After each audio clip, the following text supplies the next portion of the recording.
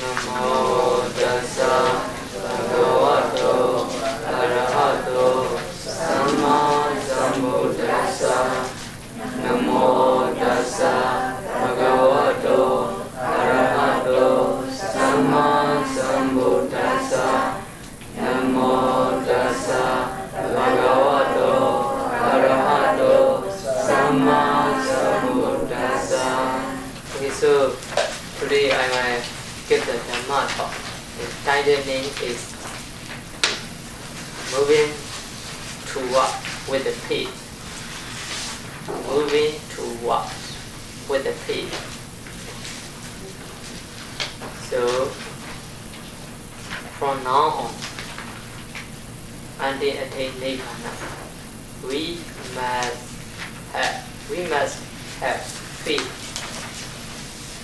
Or faith. So this faith comes from the Pali word, the saddha. Saddha is a call. We translate the faith, or sometimes we translate the belief, or sometimes we say confident. That's the self-confident, or like that. This is the translated by the Pali word saddha. So saddha, faith, is very, very important for all of us. We must have the faith in the Buddha, in the Dhamma, in the Sangha. If we do not have the faith in the Buddha, in the Dhamma, and in the Sangha, it is impossible to practice the meditation. So now all of you are joining this retreat. You come to join this retreat to meditate. What is the reason? What is the reason? Why do you join this retreat? We believe in it. Yeah, you believe something. Actually, you believe Buddha, Dhamma, and Sangha, and you have the faith in the Buddha, Dhamma, and Sangha. So, this retreat, so we can learn the Dhamma from the Bhante. We will practice the meditation under the guidance of the Sayadaw, so that you came.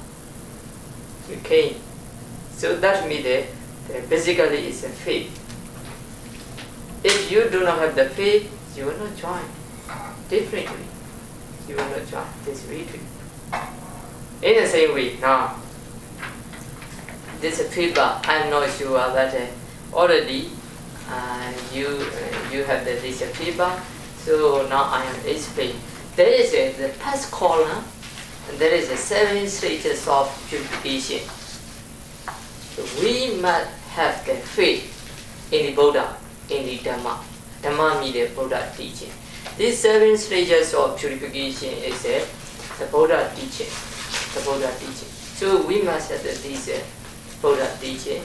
So you look at the below the paper. No? That is the first column. That is the number 1. Morality purification. Morality purification. So called the Pali Sila Visuddhi. Sila Visuddhi. The next one is a Pali Citta Visuddhi. Number 2, Citta Visuddhi, and that means consciousness purification. And number 3, and the Pali Deity Visuddhi, view purification. And number 4, Pali Kinka Vitarana Visuddhi, doubt overcoming purification. Number 5, Pali Mega Jnana Dasana Visuddhi, path and non-path knowledge and vision purification. Number 6, Pali Patipada Jnana Dasana Visuddhi, practice knowledge and vision purification. And number 7, Pali Jnana Dasana Visuddhi, knowledge and vision purification. So all of us, if we really want to realize the Nibbana, or if we really want to make an end of suffering, we need to practice. We must practice these 7 stages of purification step by step, systematically. Step by step, systematically. We cannot skip. Why? The Buddha's teaching is not the prog way. You know the prog? Do you know the prog? The Japanese. Yeah, prog. Prog, how is go? Prog, how to go? Jump. Not like the human. Human walk the step by step. But the prog, always when he go, he jump. And skip it.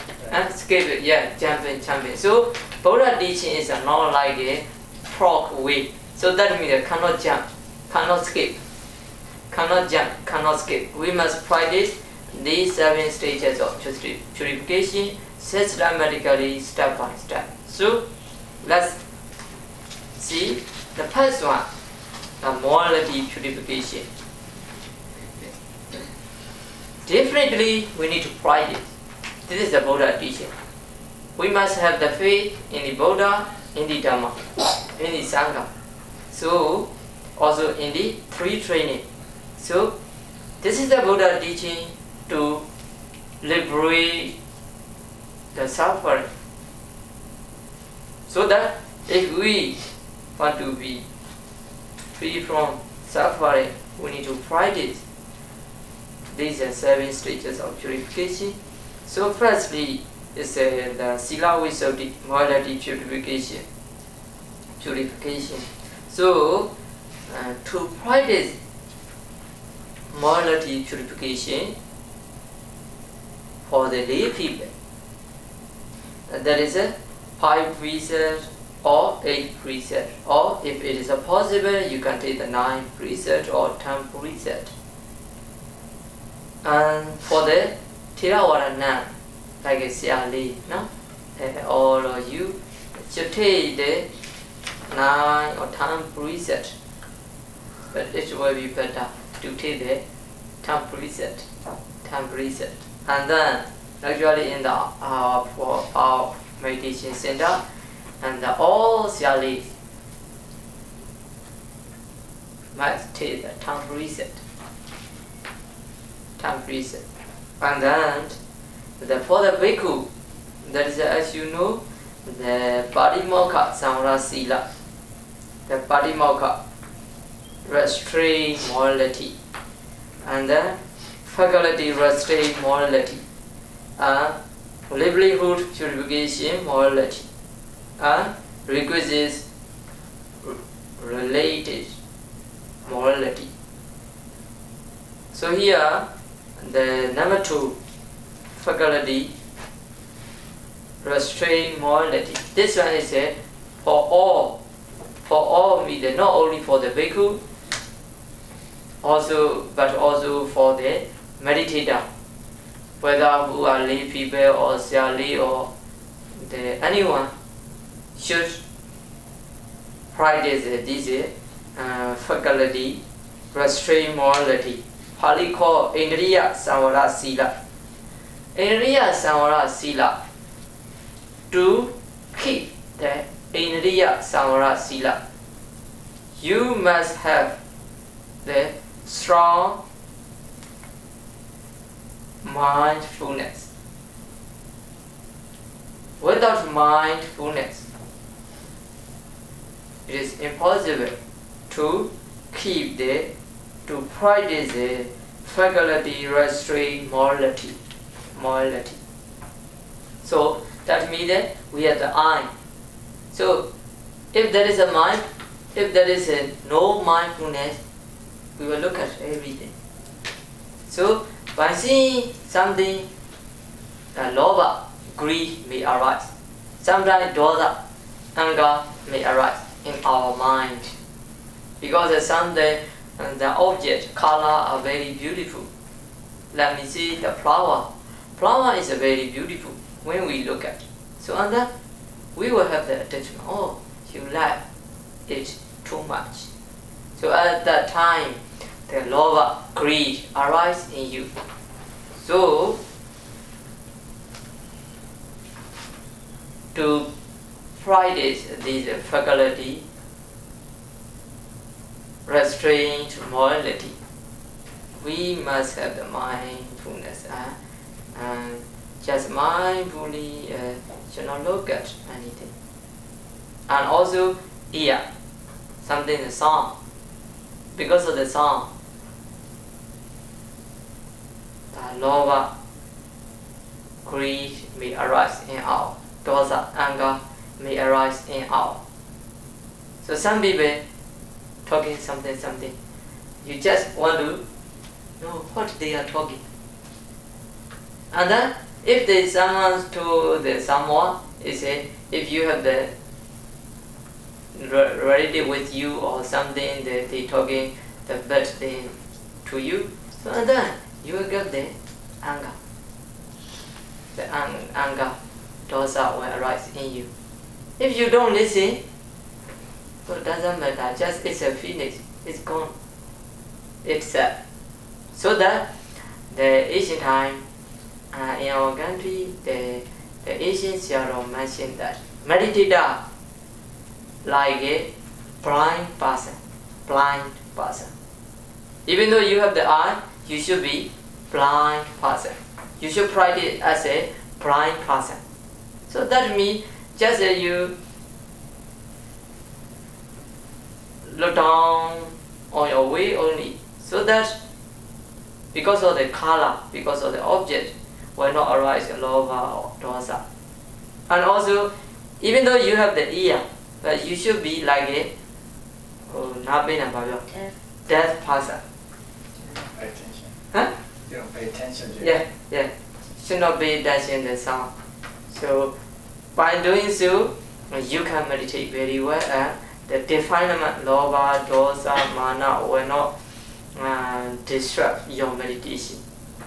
So this number 2 faculty, restraint, morality is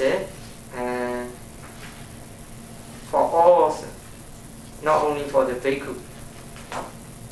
And then the next one is a livelihood, purification, morality.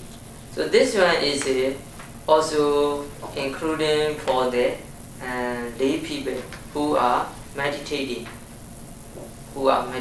Why? So our life should be very pure. And also meditator life should be very pure and very simple. So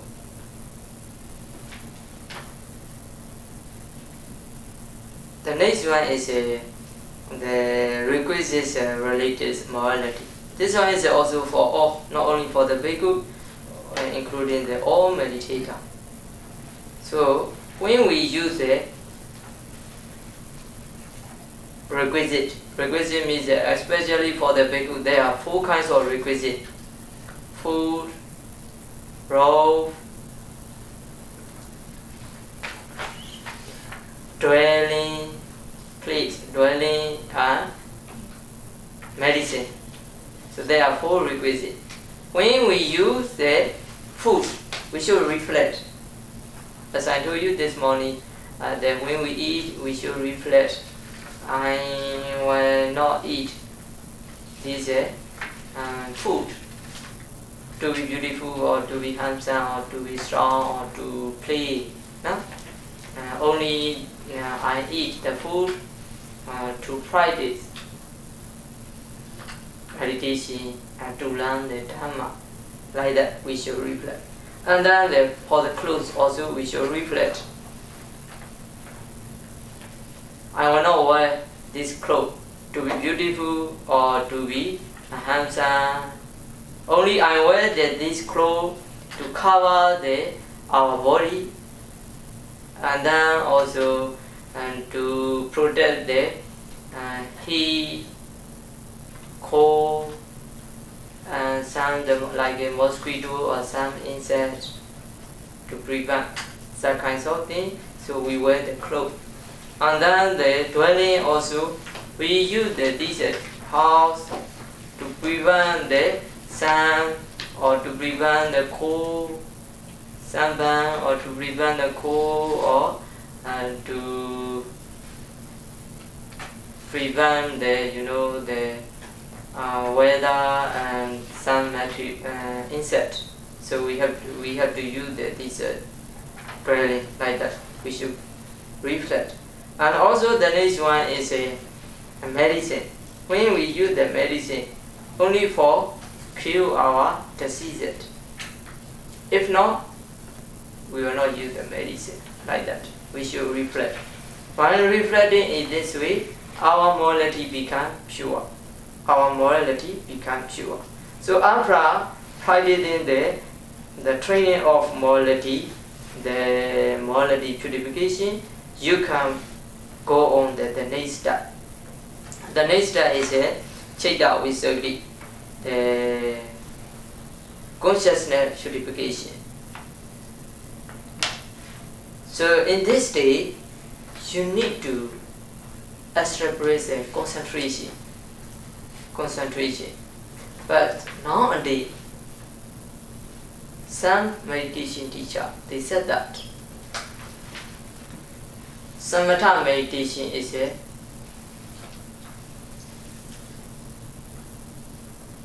not in the Buddha dispensation.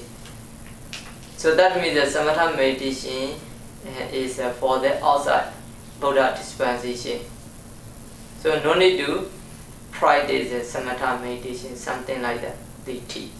Actually, really necessary to establish the concentration. Without concentration, you cannot know, you cannot see materiality and mentality. If you don't see and know the mentality and materiality, also you will not know the cause of mentality and materiality, the causes of mentality and materiality. If you don't know mentality, materiality and their causes, what will happen? You will not have the insight knowledge, vipassana, jnana. Why?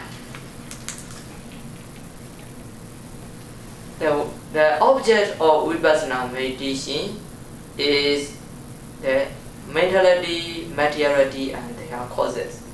So without knowing and seeing mentality, materiality and their causes,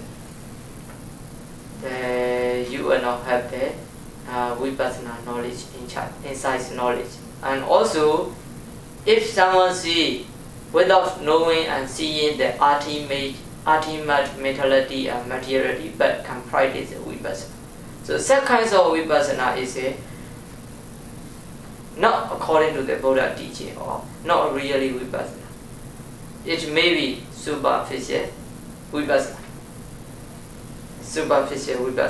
So we must have the faith in the Buddha teaching. Buddha said that second purification is a consciousness purification. So in this consciousness purification, under the English translation, you can see there is an 8th attainment together with excess concentration. So at the least, we must have the excess concentration, or if it is possible, also the jhana concentration. So it is important. So here, to practice the consciousness purification, there are the 40 kinds of samatha meditation. You can do one of those 40 kinds of meditation. But here, the first line, you can see that is a 4-element meditation and mindfulness of breathing meditation. So 4-element meditation and can lead the excess concentration, and mindfulness of breathing meditation can lead the and then fourth jhana. After that, 32 parts of the body, and then this one is we teach and then 32 parts of the body, and then repulsiveness, intention, and then skeleton, and then the casino, no? Why casino, like that, we teach. So here, I will explain the faith, about the faith. So, as I told you, the faith is very important for all of us to practice the 3 training. Sila, Samadhi and Panya, or these 7 stages of purification. But not only to practice the 3 training, also to make the dana, offering, also faith is very important. Because of that, in the Patthana, you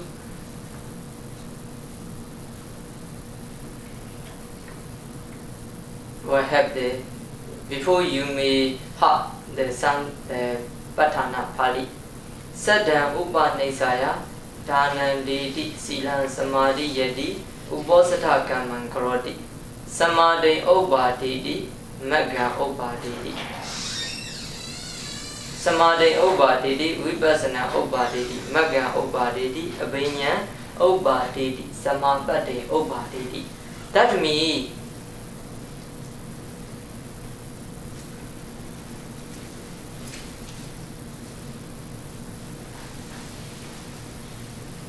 because of the faith saddha,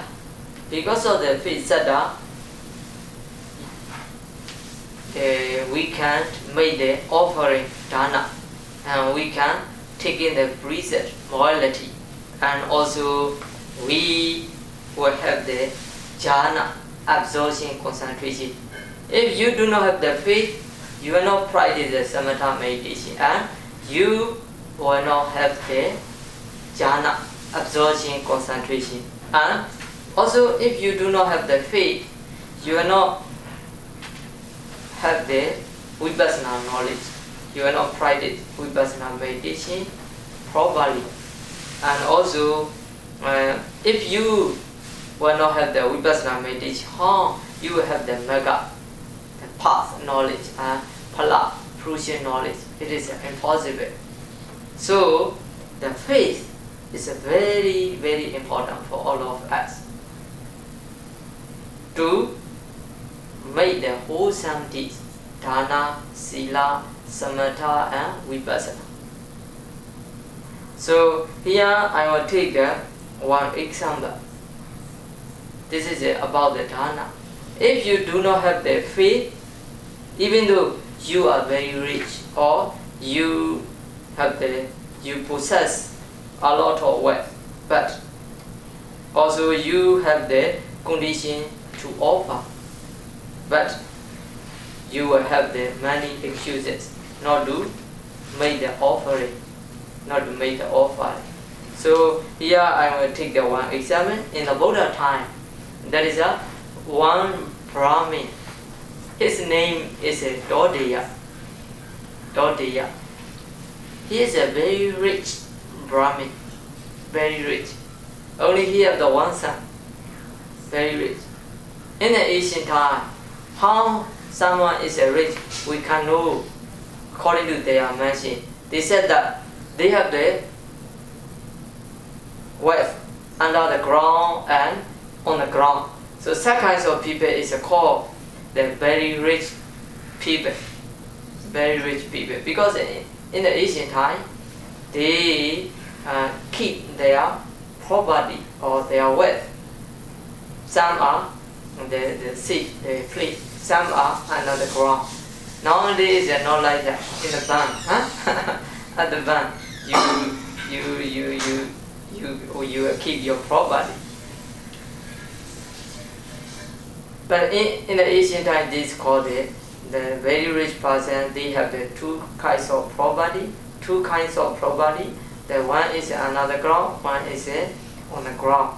So some kinds of people is called very rich. So this is Brahmin, the Dodaya. He is also very rich. So he has a lot of property, another ground, and also on the ground. But even though he is very rich, but he did not have the faith in the Buddha, in the Dhamma, and in the Sangha. so that in his true life, he never made the offering dana. Even though the one time he never made the offering dana. Because of that, and also not only for him, he also taught his son not to make the offering dana. Because he do not have the faith in the Buddha and Dhamma. So he always taught his son. That is one stanza. This is called Injanana Kayanteswa Wamika Nincha Sinchiya Madhu Nincha Samahari Panido Kara Wam Kara Mawasi. That means just like rubbing on the stove to get some paste for the eyelid. If this is done continuously, a little by little, the stove will be depleted. Like this, you may not understand about it. In the ancient time, for the, like you see now they call the liner. You know, when your eye, you make the eyelid, you make the liner, right? So this liner is not only you made with the liner, you do the color, you made the color. But in the ancient time, there is no liner. So how they did, like you, nowadays like you, they do the small stove, like like a finger, the small stove. Color is black. So and then they wrap in the big stove. On the big stove, they wrap this small black color stove. They rest on the big stove. So at that time, what will happen? They get the sun paste, like a P-E-S-T-E, paste. They get the paste. This one is a black color or brown color. So and then firstly they rest on the stove, and then when they get the paste, so they take and then they put their eyelid, like now they you, huh? Look like you. So, and then only one time, this stove will not be finished. You know, one time, only one time. But little by little, you every day, you rub this small stove on the big stove. What will happen? Finally, it will finish. The stove, small stove will be finished. In the same way, nowadays you using the liner. So one day you use the liner, 2 days you. But a day, only 1 day or 2 days or 1 time or 2 times, not finished. But by using little and little later on, it what happened? Huh? Yeah, gone, and you need to buy the next one. So that means that one little we are using and this liner become gone, finished. In the same way, he teach his son, my son, you should not offer only the 1 cent or $1. You should not give to the other. You should not give to other. Why?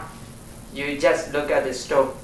Little by little, every day use, and finally it's gone. In the same way, even though you give some 1 cent or 2 cents, but every day or most of the time you give later on, your property will come.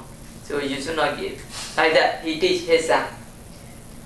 And the other, he said that also the termite bring the mud little by little. The termite bring the mud little by little. But the sauna, the big termite hill is found. So we can see that somewhere there is a termite hill. So these termite, they take the mud little by little. That become later on the very stone, this one become the hill. In the same way, he teach his son, you should keep your property little by little. You should collect your property little by little. And then later on, what will happen? you will be rich person and you will have a lot of property. And then also the next one he teach his son. Also you look at the bee. So the bee collects the nectar from the flower, also little by little, and soon the bee hive is a food with the honey. So one time the bee collect the nectar, little from the flower, but later on we can there is a honey, a lot of honey. In the same way, you should collect the property that little by little, or you should keep your property little by little. Later on, you will be rich. So he teach. It is a correct knowledge. It is correct? Huh? Is this correct? Yes. Huh? It makes sense. Yeah, it's a correct, but his mention is a different meaning. He mentioned it should not make the offering. So that why he teach like that? Because of he have the no faith in the Buddha, in the Dhamma, in the Sangha. So the result, what will happen? After he passed away, he become the dog in his house. Why? He has a lot of attachment to his property. So he become dog. This is the result of stinginess. Huh? You know the stinginess. So that means, so actually we should try to collect the property according to this way. It is correct, but we should share our property to others. Occasionally we should share our property to others. If not, the difficult to make the offering. If not made, if you do not have the faith, so difficult to share your property to others. Difficult to make dana offering. So it is important nowadays. So now, for example, here the organizer or the some or you have to try to make a retreat. So you need to offer something, arrangement. No? So if you not offer at least your service, so cannot make a retreat. If there is a no retreat, you will not have the chance to meditate, to accumulate the wholesome deeds. So faith, saddha is a very important. If you have the faith, strong faith, whatever you want, you can do. Even though the retreat is a very difficult in the US, but you have the strong faith. Like an organizer has the strong faith. She or he try to have the retreat. Why? Because of the faith. Right? So faith is a very important. So for me also, for example, the US, this country is the weather is not familiar with me. Actually, I don't want to come here, but I have the faith. By going to the US, there is a lot of people who have the benefit, and also I will have chance to share the Buddha Dhamma over the world. So, because of this faith, I came to the United States. So faith is a very strong, very powerful. Some people, they have the strong faith to this someone. So although they do whatever, sometimes they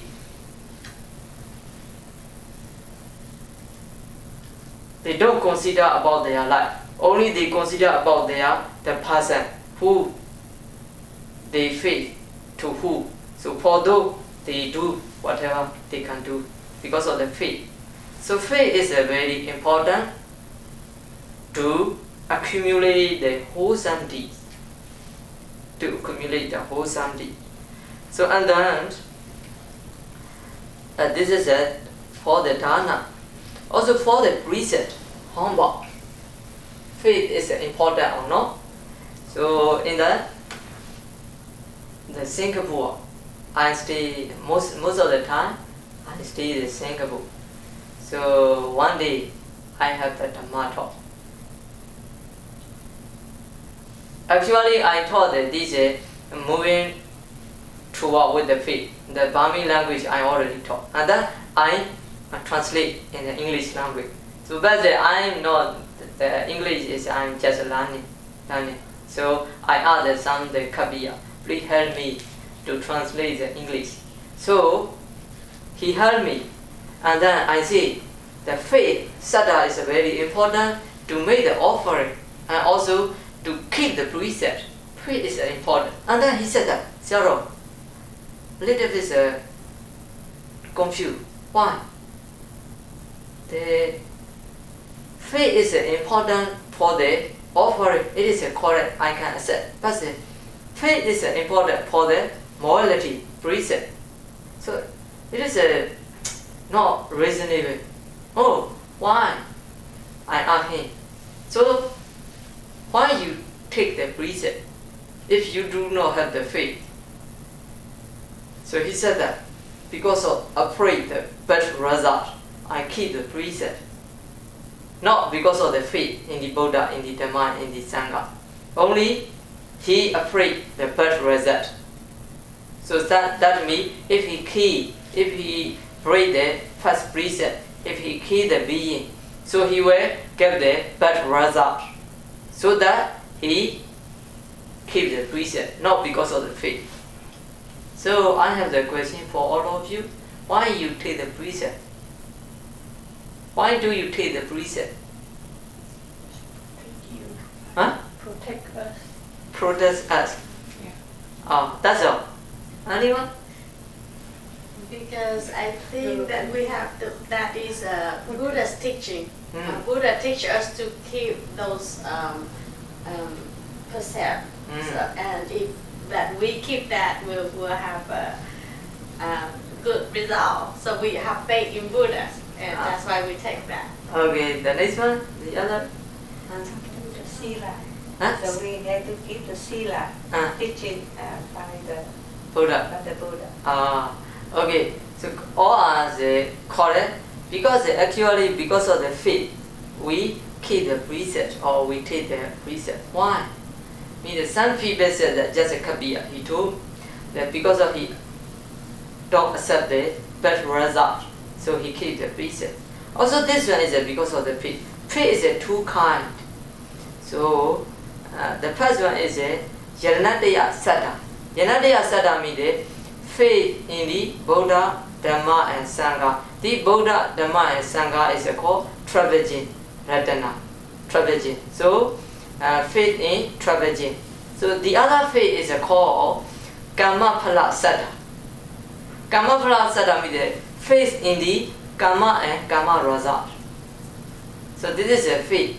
So he afraid that bad result of karma. So he keep the precept. That means he have the faith in the karma and karma result. So based on the faith, saddha, we keep the precept. Do you agree with me? Yes. Yeah. So sometimes if we don't understand the Buddha teaching clearly, so we may misunderstand. So saddha, faith is so because of that very important to keep the precept. And then the next one is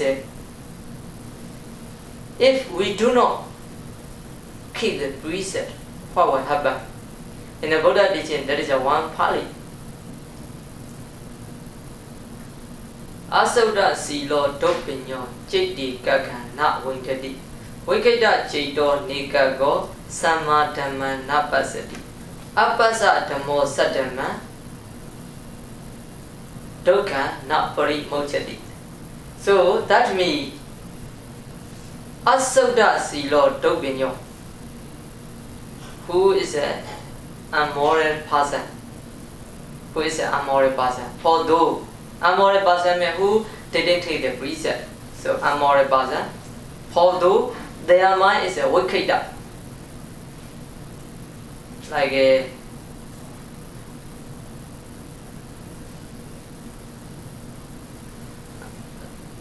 restlessness.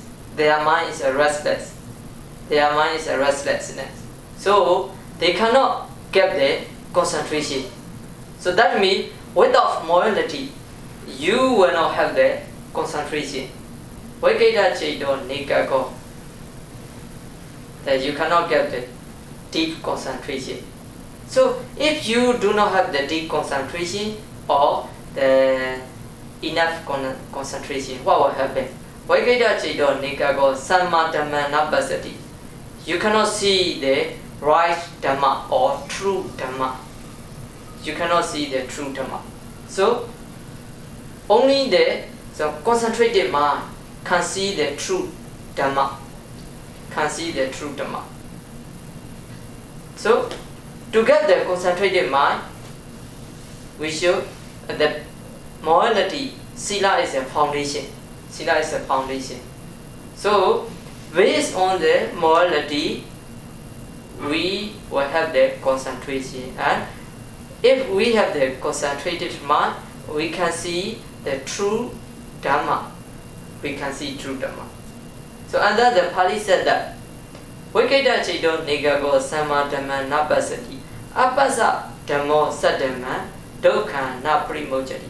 If you do not see or if you do not know the true Dhamma,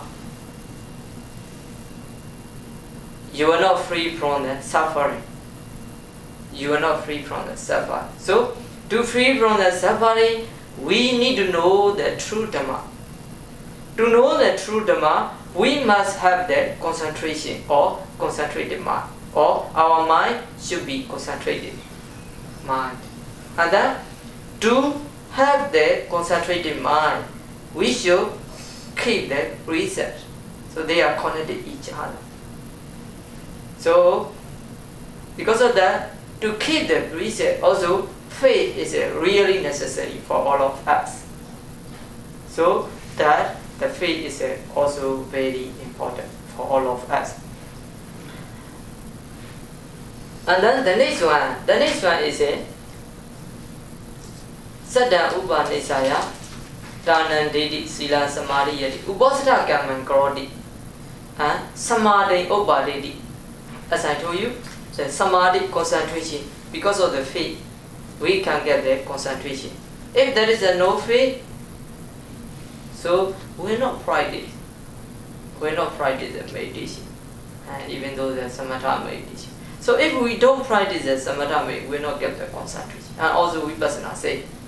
So if we do not have the faith in the Buddha teaching, we will not have the vipassana knowledge.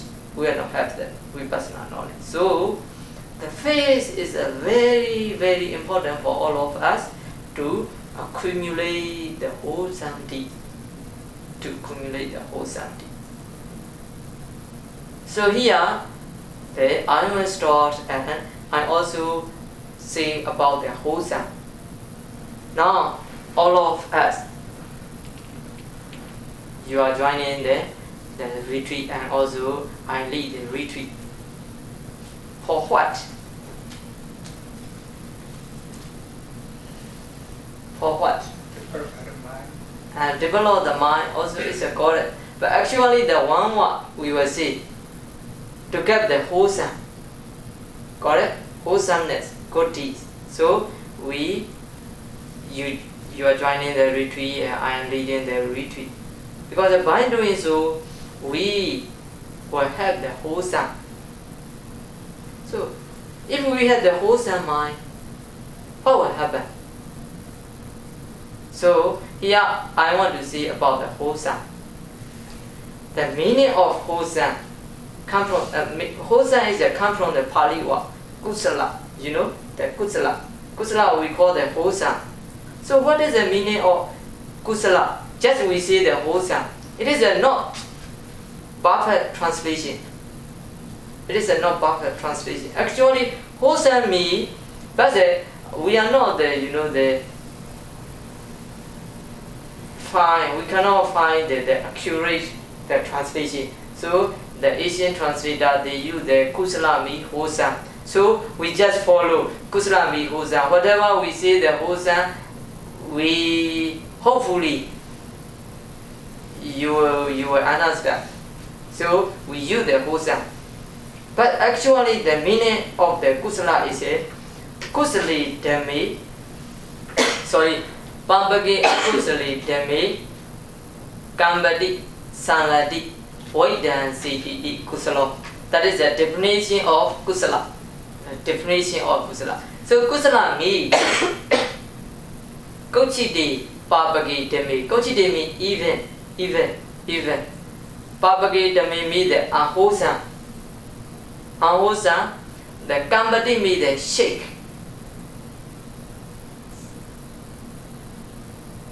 Saladi kambadi means the shake. Saladi means the violently shake. And voidansity means the destroy. So that's why me kusala means shaking the ahosan. Shaking the ahosan. This is one meaning. The second meaning is that shaking the ahosan violently. Violently, we shake the ahosan. And the third meaning is destroying the ahosan. Destroying the ahosan. This is the meaning of hosan. That means by accumulating the hosan deeds. So we are firstly shaking the ahosan. Second, we are shaking the ahosan violently. The third meaning, we are shaking the ahosan. We are destroying the ahosan totally. But the hosan is the three kinds. The first kinds of hosan is called Kamawachara hosan, sense-via hosan. The second hosan is called Mahagada hosan, superior hosan. The third one is called supramundane hosan, logodara hosan. There are three levels. But first level is a sense-via hosan. What kinds of hosan are called sense-via hosan? Just offering, making the dana. This is called sense-via hosan. Now you are listening the dhamma. So this is called the sense-via hosan, kamavasra hosan. I am sharing the dhamma. So this is a sense-via hosan. But here, you are listening the dhamma. This is called the one kind of hosan. Name is called dhamma sawana. Listening the dhamma. You get the one hosan. I am talking the dhamma. So I get the dhamma desana. Sharing the dhamma. But you also have another hosan. This is called the dhamma desana. The talking the dhamma. This also you get. Why? The literature said that the teacher cannot talk without listener. If there is no listener, no audience, I will not talk the dhamma. So, because of the listener, audience, I give the dhamma talk. So, these all listener also get the sharing the dhamma. So you get the two. Listening the dhamma, this is one hosan. Talking the dhamma, this is one kind of hosan. This is one time. You get the two kinds of hosan. What are they now? Listening the dhamma, talking the dhamma. Two kinds of hosan. You get two kinds of hosan. Because without listener, I will not share the dhamma, I will not talk the dhamma. So these kinds of hosan is called sense-via hosan. The other is taking the precept. This is also called the sense-via hosan. Also now you are meditating. When you try to focus on the breath, so you have the hosan before attaining the jhana, absorption, concentration. So during that time you also get the sense-via hosan. This hosan will shake the hosan. But when you get the jhana absorption, during that time, when you enter into the jhana, during that time, you are shaking the unwholesome violently. And when you attain the mega and phala, this means mega jada, mega wholesome, will destroy the unwholesome totally. So what will happen when we shake the unwholesome? Let me take the example. We planted one tree, we plant a new tree. After planting, we shake. Whenever we remember, we shake the tree. What will happen? Cannot grow up and definitely will die. Okay? When we plant the tree, the new tree, and then we shake. We try to shake this tree. Whenever we remember, we shake. So and then this tree firstly will not grow up. And then secondly, finally it will die. It will die. In the same way, in our daily life, you will have the unwholesome. You know, in your daily life, mostly the wholesome and unwholesome, which are more? Wholesome and unwholesome. In your daily life, which are more? Unwholesome is more. So this unwholesome will get the result in the future. So when this unwholesome become mature and will give the result. So you will have the best result. But when you accumulate the wholesome, so this unwholesome will not grow up. That means they will not chance to give the result. And finally, they will go themselves, will not give the result to you. So that means that shaking the unwholesome. And then the next one is when you practice the samatha meditation very well, and you will attain jhana. So at that time, during the jhana time, you are shaking the unwholesome violently. That means that when you plant the tree and you shake the tree violently, so definitely the tree very quickly to die. In the same way, when you enter into the jhana, so this wholesome is very powerful and will destroy the unwholesome. And so you are not reborn in the full state. Because if you can maintain your absorption, concentration until near death moment. So you will reborn in the Brahmara only. Will not reborn the full state. So the next one is if you can practice the Vipassana meditation very well, and this Vipassana knowledge become mature, and you will attain Magga and Phala. So at that time, firstly Sotapatti Magga will destroy the Daithi and Vicikiccha, wrong view and doubt. Cut wrong view and doubt. So after you become the Sotapanna, definitely you will not reborn the full state anymore. Only you will reborn human or Deva or Brahmana only. So that means the third stage or the wholesome can destroy the all unwholesome. Totally can destroy, can cut off all unwholesome totally. So this wholesome is a very powerful and very helpful for us. So we should have the wholesome, right? So to have the wholesome, we must have the faith. If we do not have the faith, so we will not make the wholesome or we will not accumulate the wholesome. So finally, I will conclude. The faith is very important for us to make the offering, to keep the precepts, to practice the meditation. Okay? So today is already the 8th.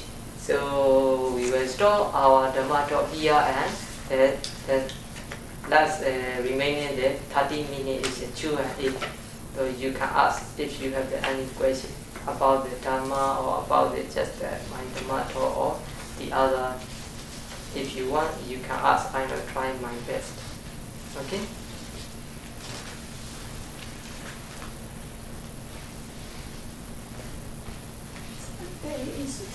Wholesome is same means jhana. Wholesome is just I told you 3 states. First state is the sense we are wholesome, just offering is called the one kind of Sinspiya Hosa. Taking the preset, this is the one kind of the Sinspiya Hosa. Also, when you meditate before attaining the jhana, this is called Sinspiya Hosa. But this is the Sinspiya Hosa. When you attain the jhana, this is called the Mahagata Hosa. Mahagata Hosa means the superior Hosa. Sublime Hosa. Sublime Hosa.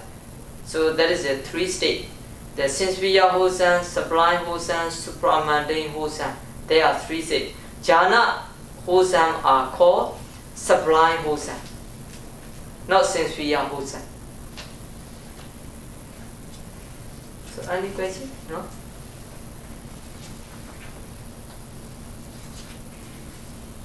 Oh, I did say you. Oh, totally you understand. So you have no question, right?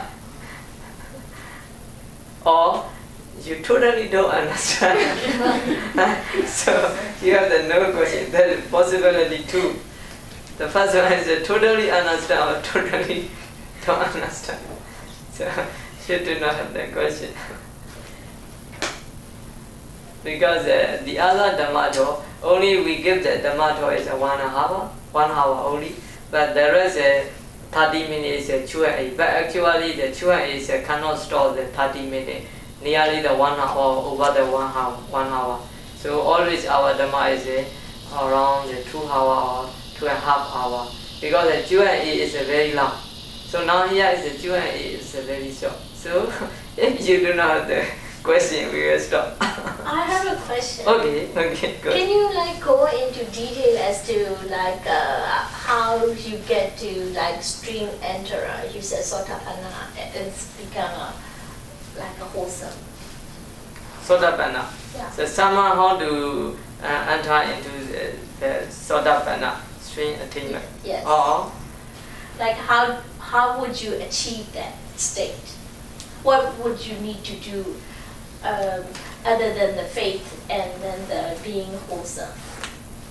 You said wholesome and faith are very important. And okay, so basically we must have the faith, the Buddha teaching.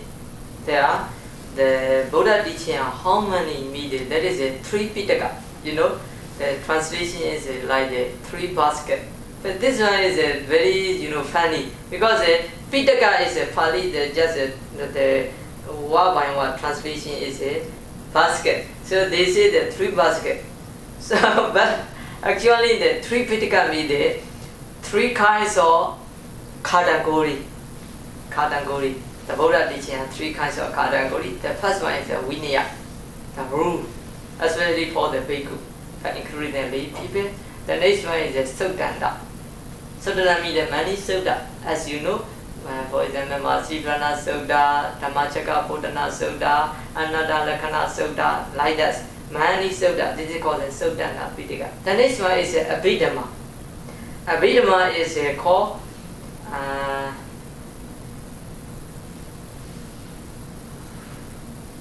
ultimate reality. So in the Abhidhamma Pitaka, Buddha taught not the daily usage. In the Abhidhamma, only you can find the materiality, mentality, citta, the citta consciousness, Chittasika, Metapheta, Rupa, materiality, Nibbana, like that. You can find in the Abhidhamma mostly. But the Sutta is not like that. Sometimes the people, about the people, what kinds of Brahma, what kinds of Deva, what kinds of human do something.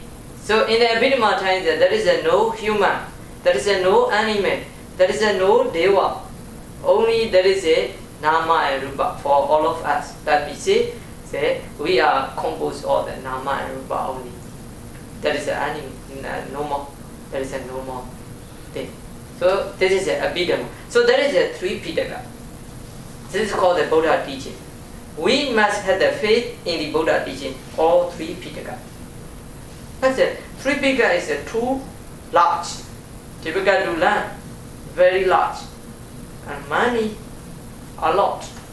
So, and then the essence of these 3 Pitaka is a 37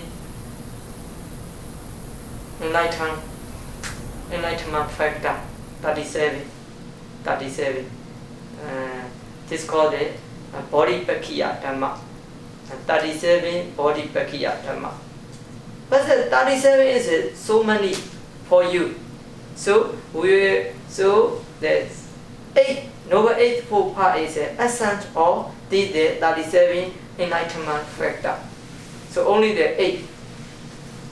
As you know, Samadhi, right view, Sama Singapa, right thought, Sama Vacha, right speech, Sama Gamanda, right action, Sama Ajiva, right livelihood, Sama Vayama, right effort, Sama Sati, right mindfulness, Sama Samadhi, right concentration.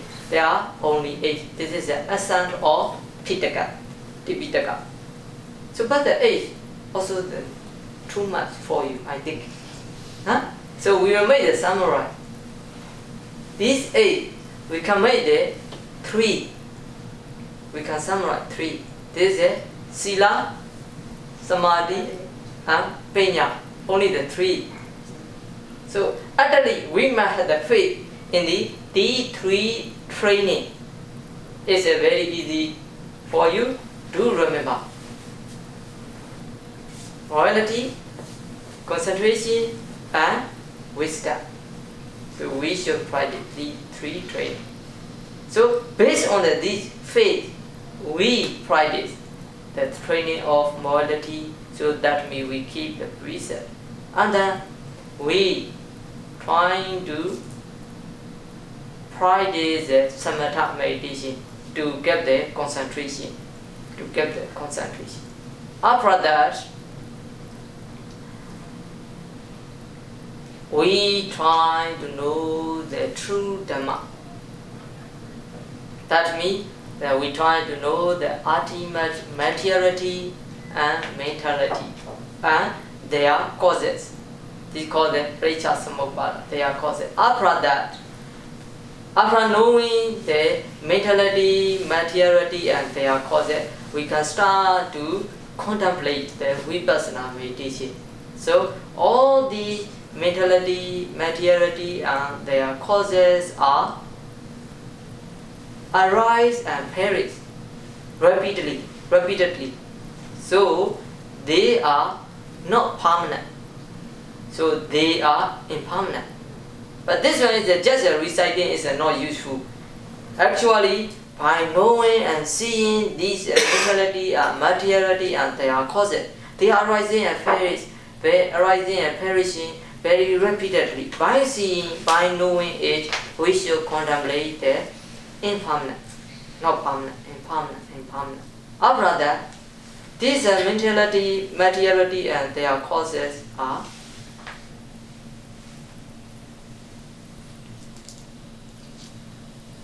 oppressed by the impermanent, so that suffering, very suffer. And then, because of the impermanent, so there is a no essence, or there is a no soul. So it is a namsat. It is a namsat, another. In this way, we can contemplate or we can practice Vipassana meditation. But this Vipassana meditation not enough only the 1 time or 2 times. This one is we should practice again and again. So later on, our Vipassana knowledge become mature. And we will read the Sotapanna stage. But here about it, because actually I will have the idea to explain the next Dhamma. But here I will see there is a second column. There is 60 kinds of Vipassana Jnana. You can look at. So in the 60 kinds of Vipassana knowledge, the first one is you can see mentality, materiality, definition knowledge. After that, the cause apprehending knowledge.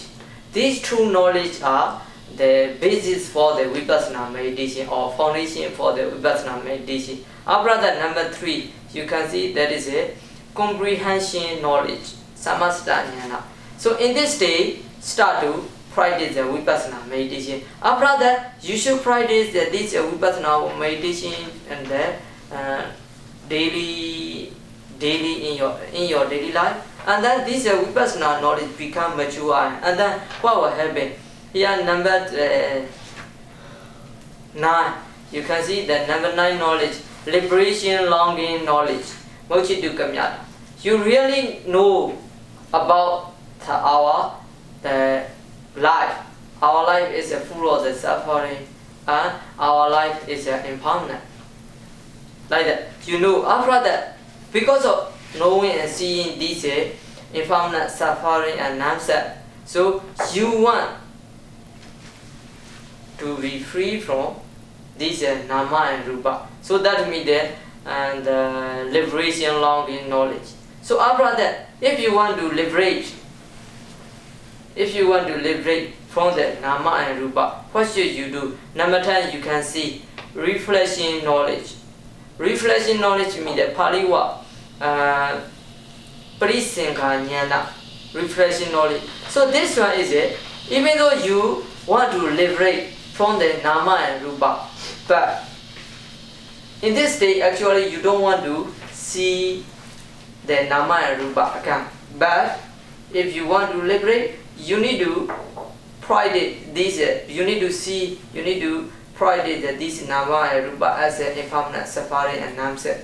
This one is like a Visuddhimagga give the example. Visuddhimagga said that someone who is like a fisherman. Fisherman.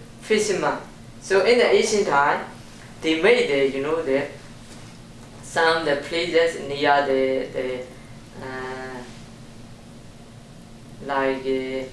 near the river or near the stream, near the stream or the rainy season, like to Vietnam country. There is the 30 feet. That is some kinds of the border. So border, in separate, they made the hole to catch the fish. When they made the hole, the evening, so the night time, the fish go to this hole, and then early morning the man go to this farm, and then they take the fish, they catch the fish from the hole. So like that, it is the ancient time they catch the fish. So one day, one man, he made a hole at the evening, a little bit deep, made a hole, and then a little bit of water, no? He made the hole. After that, the next day, early morning, he go and he take the hole. He puts his hand in the hole to catch the fish. But and then he holds something. He very happy. Oh, I got the fish. I catch the fish. He very happy and he pulled onto the water. So and then he suddenly see the head of the snake. The head of the snake. So and then he very afraid. And also he want to liberate or he want to escape from this snake. But if he just drop it, what will happen? This snake will bite him.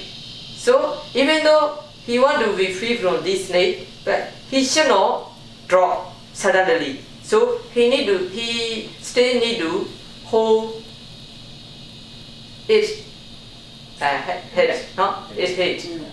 If he suddenly drop, will bite differently. So he hold it. And then what should he do? He make it to be weak. to be weak. How should he do? He pull this snake and then on the head. He wait. He how to say? Wait it. He used the effort too much and he wait. And then so the snake become weak in the air. And then after the many round, so he throw it. So after throw it, he escaped from the snake. In the same way, in this number 9, jnana, even though he want to liberate from this nama and rupa, but he should go to the number 10, the jnana, the parisinka jnana. He also trying to, even though he want to liberate from the nama and rupa, but he should contemplate this nama and rupa as impermanent, suffering and non-self. So by doing so, later on, this attachment to the nama and rupa become weaker. And then later on, you can escape from this nama and rupa. That means you will be able to attain Nibbana. Can you get what I mean? Okay. So this is the process of the from morality to attain the vipassana and attain the magga phala jnana. Okay. So only then you finish 16 steps that you get to be the stream enter. Yeah. If you practice these all systematically, you will enter into the stream path knowledge. For sure. Huh? For sure. For sure. For sure. If you can practice well, it's very sure because the Buddha's word is always correct, always true. Buddha never say the untrue word. So this is according to the Buddha teaching. So it is very sure. In this life. Yeah. Yes. But you must have the enough effort. The trying, not enough effort, and also enough wisdom, enough faith, enough concentration, enough mindfulness. If you have these 5 kinds of faculty, you will be able to attain Nibbana.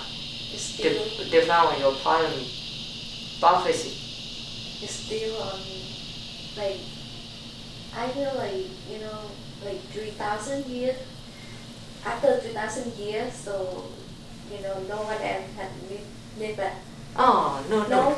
This one is some people said that because they don't understand the Pitaka, the Buddha teaching clearly, so that they said that this is according to their idea only, not the Buddha's teaching. Buddha teaching is in the Mahaprinnibbana Sutta. Mahaprinnibbana Sutta means the last.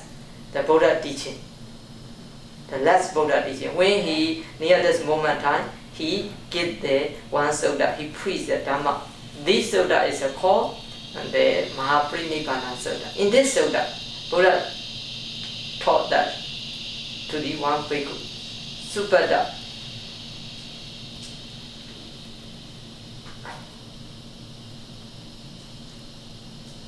Samavihariyo. Sonyo logo arahanti asa. So that means he said the one bhikkhu. In the Buddha dispensation, that is a person who are practicing the 3 training. The training of morality, the training of concentration, the training of wisdom. So if there is a person who are practicing these 3 training, so the world will not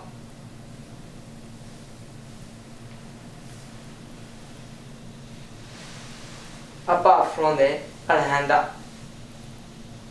So that means in the world always they may have the Arahanta person, noble person. Will not absent. Will not in the world will not absent with the Arahanta person. Absent. You know the absent. So that means if there is a 320, also if there is a person who are practicing the 320, always may have the noble person. Not only the 3,000 year or 5,000 year, or this the time is not important. The important is the 320 must have the 320, and there is a person who are practicing the 320, and there will be noble person. Okay? No more worries. Don't worry. Don't worry. I just want to know. So. Okay. Nowadays, so that means nowadays can be Sotapanna, can be noble person. So don't worry, you need to practice urgently. You need to practice urgently. Okay. Any question?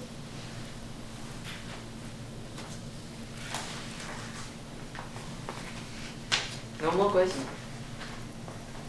Okay, so if there is no question, we will stop now. Then nearly the 8:30, 8:29. So if you have a question, also you can ask the last question. If you do not have, we will make the aspiration and sharing mail to all living beings. Okay. So firstly, this whole day we are accumulating the wholesome deed. This is our own wholesome. So we will make the aspiration. This wholesome will lead us to realize the Nibbana and to support the Buddha dispensation. After that, we will share merit to all living beings. We will share our own merit to all living beings with the loving kindness. They may have the result of our wholesome deeds. No? So, firstly, we'll make the aspiration and then we'll share the merit. Repeat after me.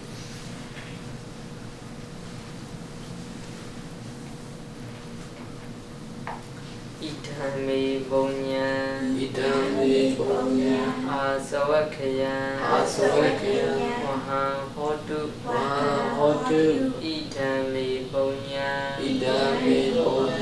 Nibbanasa Ichayo Hotu Idhame Bonya Satu Sazana Kadang Hodu Idhame Nyatina Hodu Sukita Hundu Nyadiyo Mama Bonya Bagan Sabha Satana Hajimi Esabi Nisama Punya Bagan Labandu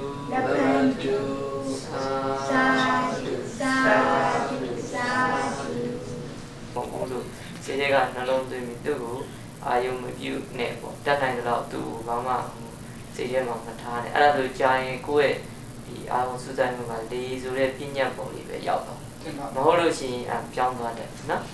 Ada tu kalau aku di nara view dah tu view cedek kamar tu di piene ni kat pian aku pian view aku ni cini aku cipi pian mata dah kalau tu pian. Tu malu laudan mah di punya thali tadi kali ni lo tu go tadi tu bo sehingga lulu lagi ni punya thali go mesti jauh ni tu thang lo macam ni, no? Ya itu, ni yo, tu deh cuma. Nanti aku kalau di sini yang jangan kata, punya thali ni tak boleh mah. Now, dia memakai, mereka di memakai atau membidik cini mah. Joja di Buddha nanti meda kemudian aku punya ni hati aku jauh dek. Ada dua sang jauh dek. Aku punya atau cini apa ni aku mah sang jauh sih do, nau sih sih do.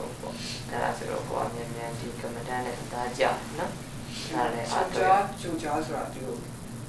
Batia am tu ki. Punya thali sama makin ni, tomo punya thali malu tenai lau tomo lida ngam ni lau tu kali masih ga, ai lau be atau nai lau buat pian tu ni, အားထုတ်လို့မရဘူးယောဂီအသက်မှာဆိုသူကဒီလောက်ပဲအဲ့နောက်ပိုင်းဆိုဝင်လေထွက်လေကမှန်တာခဏခဏစိတ်ကပြန်အဲ့ဒီအချိန်မျိုးမှာဒါကိုယ့်ရဲ့စွမ်းရည်ကုန်သွားပြီလို့ပြောတာကိုယ်တမာရီဆိုင်အဲ့ဒီအချိန်မှာလည်းမကြီးအရန်ဝရိယဆိုင်ဘလောက်ပဲဆိုင်တယ်ခဏပဲဆိုင်လိုက်လွန်းလိုက်ဆိုင်လိုက်လွန်းလိုက်အဲ့ဒီအချိန်မျိုးကျစိတ်ကိုရန်ကြီးမချိုးရတော့တက်တောင့်တက်တာအပင်မလည်းမခံနိုင်တော့အဲ့ဒီအချိန်ကျတော့တက်တက်တာတာလေးနဲ့ဒီပြင်ဘုရားကုံတော်လေးပေါ်လိုက်မေတ္တာလေးပို့လိုက်ခဏ10မိနစ်15မိနစ်လောက်လေးအဲ့တော့နေပြီးစိတ်ကပေါ်သွားပြီဆိုမှနောက်တစ်ဆက်ရှင်ကျမှပြန်ပြီးတော့ဝင်ထွက်ဒီမှာအဲ့လိုလုပ်ရအောင် Okay. Hello, anyone? Now she said interview Burmese language. So anyone can interview English language. Of course.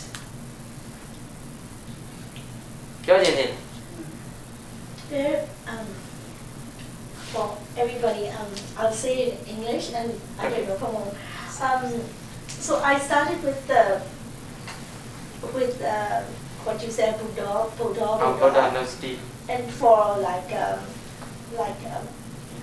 for a period of time, and then I switched to loving kindness. So when I do the loving kindness, I feel like cold. You know, in the beginning, I felt it's very pleasantly cold, but then after a while, I'm chilled. Very chill. Oh, very chill. Yeah, I'm like very chill. Yeah. Chill me. Chill me. Chill out. Oh, okay. Chill. Okay. So after that, I just switch it to like Buddha, and then I just do like a breathing in, breathing out, like breathing in 1, in 2, up to like 6, you know. So because when I'm doing like a breathing in, it seems slow to me.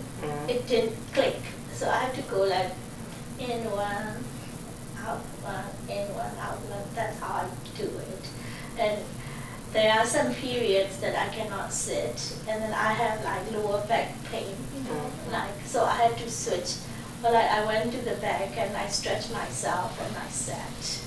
But there are times that I doze off, I sleep. But I switch and I go to the walking meditation, and that's about it. And like Moo said, there are periods that my mind wander, so couldn't like concentrate well. So first of all, may I know why are you using the counting method? Why? Why you are using the counting method in breath and out breath? Why? Because when I walk, I do counting. I count everywhere. So Walking? Even like when I do like walking, I like to count. So that's why it's my habit. It's not of any particular thing. I like to count. So during that counting time, do you know the breath or knowing the breath you are counting by knowing the breath or just counting? I do the breath like right here, like touching, and I count 1. I count. Okay, so actually the counting method is the person who should use the counting method for they have a lot of one-train thought. A lot of one-train thought. For such people should use the counting method. If not, no need to use. Why mean that if someone use the counting method, so they will not get the deep concentration. Okay. So that if it is not necessary, no need to use the counting method. But some people they cannot be aware on the breath a couple of times. Always on down, one down. For those should use the counting method. So how long can you be aware on the breath? How long can you focus on the breath? At least. Just estimate. In a duration? Yeah, duration. I would imagine up to, so So 20, 30 minutes maybe, Oh. and then like the rest of the time I do yeah. Actually, if you can, it will be better for you without using the counting method. If you can focus on the breath at least 20 minutes or around the 30 minutes, so no need to use the counting method. But if not, you should use the counting method. Okay. Okay. And the first one is the other question is sometimes when you are using the Buddha Gnosty, recollection of the Buddha quality or the loving kindness, no meditation. So these all meditation can make your mind calm and peace. So that when your mind is calm and peace, so this mind will produce the mind-born materiality, rupa. So maybe this is because of the result of the meditation. This is the result, good result of the meditation. So don't worry about it. But if it is necessary, you can use a blanket if you are cold. That's why I went and got some scarves so that I can. Yeah, that is a good result. Don't worry about Thank it. you. Okay.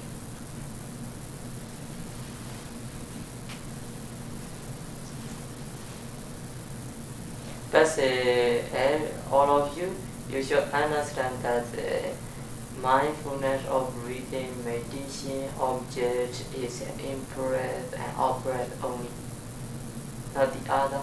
That means not the touching sensation or not the touching point. Only the touching breath or in-breath and out-breath is a meditation object. So do you do like nose? Touching nose. Yeah. So that means that around all this, you should pay attention or you should be aware around all this area. When you breathe in, breathe out, and you should know the in-breath and out-breath. But sometimes, for some people, it's difficult to know the breath. Although they should find firstly the touching point. When the breath touches, when you breathe in, the breath will touch your skin on the somewhere the nostril or the upper lip. So at that time you should wait for the touching point and you should know the touching breath. Not the touching sensation, not the touching point. Touching, we have to use the touching point to know the breath. If we know the breath, no need to use the touching point or touching sensation.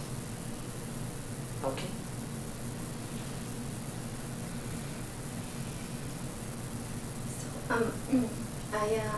At first it was hard for me to feel the breath at my nose. And then I started to feel it, and it was like I felt like a lot because I felt like when it's coming out, I felt very hot on my upper lip, and then when it's coming in, it felt like a cool breeze for some times. And then at one point it becomes like getting smaller to where like, and especially the hot sensation, so it kind of like went to one small point like right here. And then I suddenly lost, like I couldn't feel my breath at all. And so I thought it was strange at first. I tried to find it and I couldn't find the in and out anymore. And so I got curious. So I started to want to like feel how's my whole body, because my breath was like I couldn't feel it. I couldn't feel that hot and at one point anymore. So at that point, I felt like my whole body is not, So I felt like this right here, like I felt I have like a solid bone or skeleton, like just right here. But then for the breast, I didn't feel any, but I just felt right here, I guess because maybe it was painful. But then I didn't perceive it as painful. It wasn't painful, but I felt solid. I felt something right here, but the rest I couldn't feel anything. And then I tried to find my heartbeat and my heart here, and I couldn't find it. So eventually... After how long? Focusing on the breath, how long? Like you mean before I lost it? I couldn't say because that section I did for 3 hours from 1:30 to 4:30. So I lost. I thought probably maybe 10 minutes. I can't remember. Oh, only the 10 minutes. After the 10 minutes, you start to lose the breath. No. I don't know since when I started to lose the breath. Okay, so let's go back. So I did the loving kindness.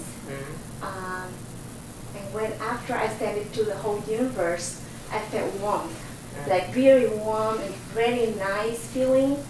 And then that's when I started to, like you taught, I tried to feel my in and out breath. And like I said, at first I couldn't feel anything. And then later on, like it get, I feel more a lot, and then it concentrated to one point. So I don't remember how long I was feeling the breaths before I lost them. But it was, I know the whole thing. So when I stopped, it was 3 hours. I don't know at what point it was, but and then after that, I couldn't find my heart, but I still feel like my bone here. And I felt, so I wonder, and I feel like I have some thoughts. I have a few thoughts, and one of the thoughts was, am I sleeping? But I'm not sleeping because I can hear like there's some tick noise in the back. So I can kind of still to locate it, but it's very far in the background compared to from beginning. It was kind of like really loud to me. But at that point, I know I'm awake because the noise is still there, but it's like a distance, and I can hear a few things in the background, but like from distance. And I feel like I'm here, I'm right here, but I'm not here. I don't know how to describe it, but I feel like a floating. Very light, very light. Okay. But I do feel like the bone right here, very strong feeling of the bone right here. Okay, so actually just as I told you, the mindfulness of breathing meditation object is in-breath and out-breath. So meditators just remind themselves the outside, apart from the in-breath and out-breath, is a non-meditation object. So at the beginning, you should try to be aware on the breath. So sometimes I'm trying to avoid to using the focus on the breath, because the focus on the breath means a little bit, force yourself to know the breath. So I don't want to use. So just be aware on the breath enough. So that means you should not use the effort too much. So focus means that you need to use the effort too much to know the breath. So just be aware on the breath, and as long as you should try to focus, or you should try to be aware on the breath. But somewhere, once you know that you already lose the breath, so at that time you should not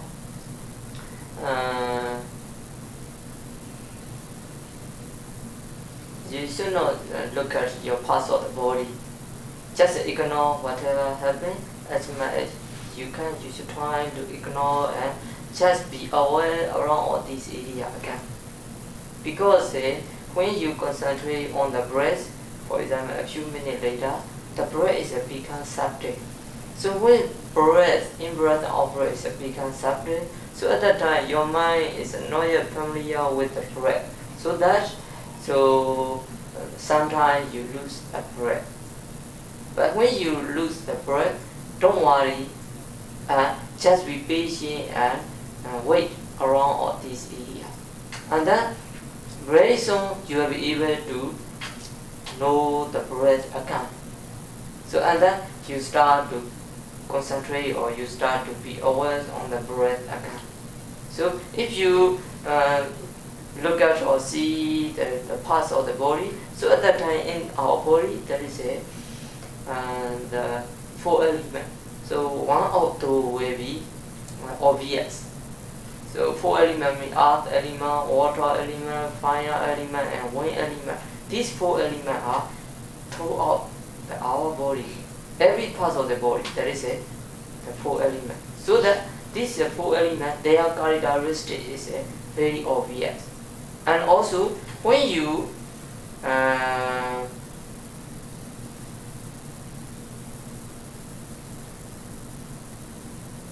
see or look at or contemplate the one characteristic, for example, you just see the, like here is it, want to see? Just now you told the what feeling? Like my knee. Yeah, your knee. Yeah, like I feel like the bone right there. Yeah, bone or the hardness. Hardness, yes. Hardness or something. Kind of tight tension. Tension. But it is not pain. Yeah, this hardness is one of the characteristic of the hard element. Sometimes it's like a solid. So this is one characteristic of the water element. So when you concentrate on it, so these the characteristics become obvious. So this is not the mindfulness of breathing meditation. This is a four element meditation. So automatically your meditation subject change from mindfulness of breathing to four element meditation. So should not do like that. When you start to know, you lose your breath. You going back and be aware around all this area again, and later on you will be able to know the breath again. And then you should concentrate on the breath. The rest you should ignore to the other sensation or feeling. You should ignore. So should you advise I should try to move a little bit so that I can fight it, because at that moment I felt very hard to move. Like I feel like I cannot move. Like I'm stuck right there.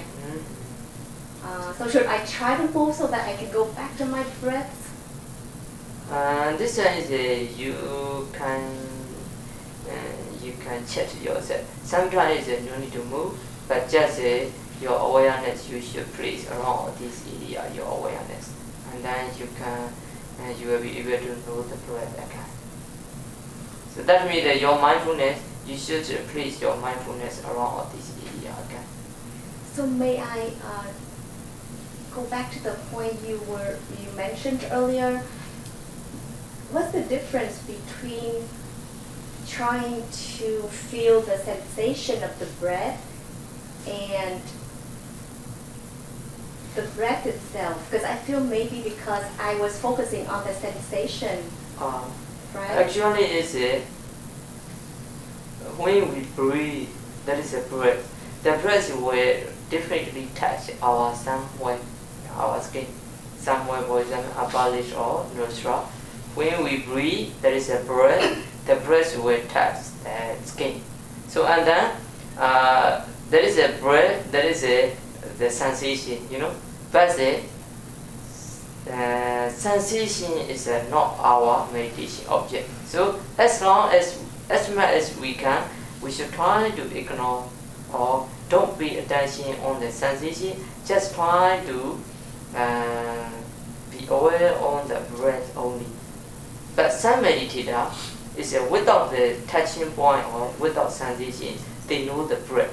Although we just talk, just concentrate on the breath only.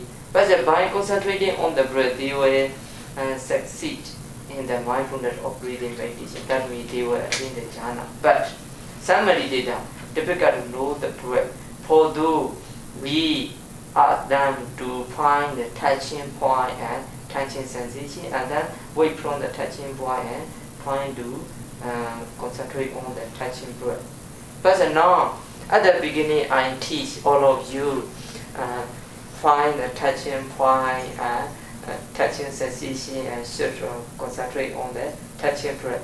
Why I have to talk? Because all of you, I know that you already learned the mindfulness of breathing meditation from the many teachers. So the teacher already talk about it. If I don't talk, you will lose the confident to the teacher.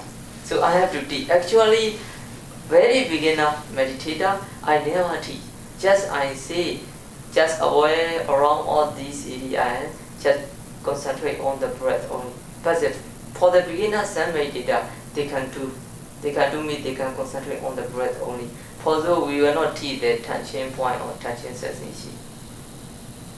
Actually, it is possible. But in the literature, they mention the touching point or touching sensation is not for everyone. Only the some meditator. Only the some meditator means that I will see you.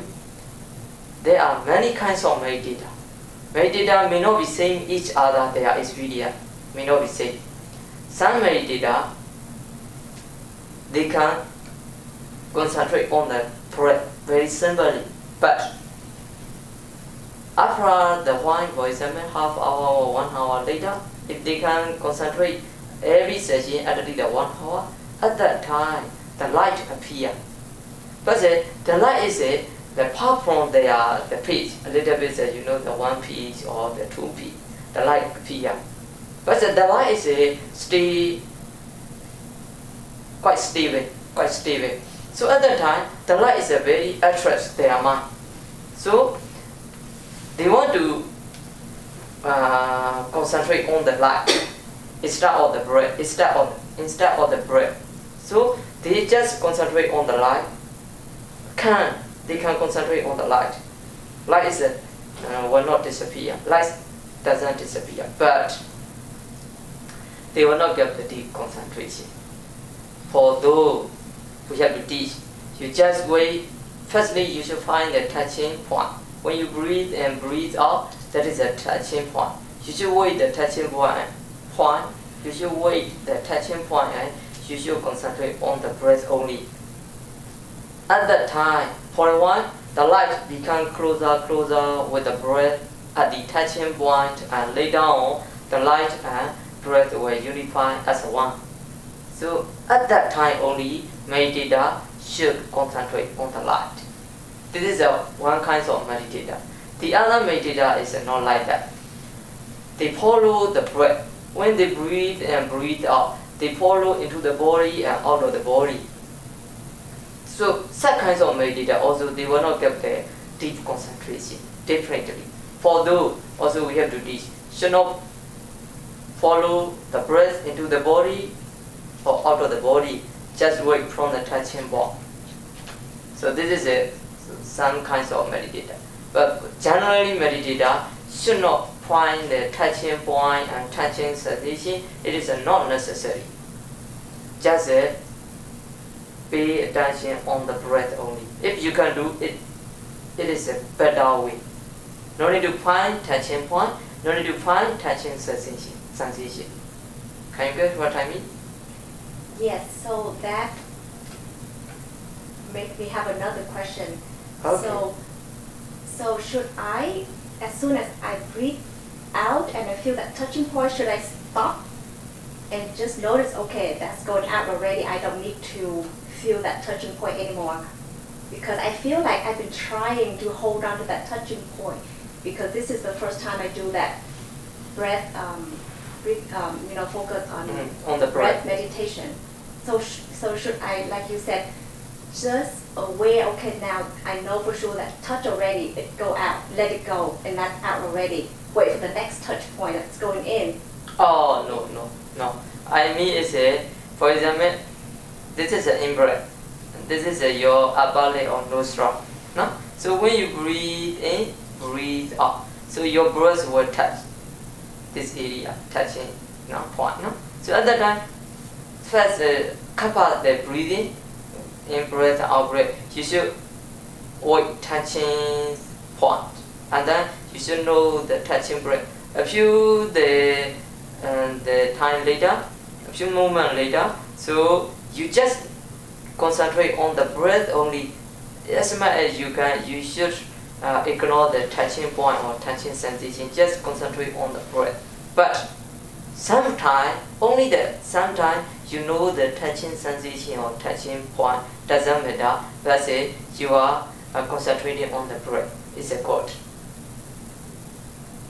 No need to find the touching point for the in-breath or for the out-breath. At the beginning only you should find the touching point. After the one, so just concentrate on the breath only. No need to find the touching point or touching sensation again. But how do I know that is the breath going out? Then how do I know? How do I know for sure that is the breath going out or in? Because when we are breathing, that is differently in breath and out breath. When your mind is calm enough and peace, you have the enough mindfulness, you can know this is a mind door. This in breath and out breath is an object of the mind only, not the eye. So you should not expect like something like a seeing by the eye, something like that. You cannot see. You should not expect. But with the mind, you can know. You can know. So you should try and lay down. You will be able to understand. Okay. Thank you.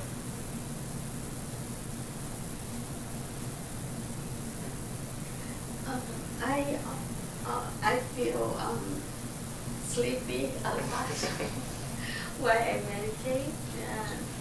Is there a way that it can help me stay more focused?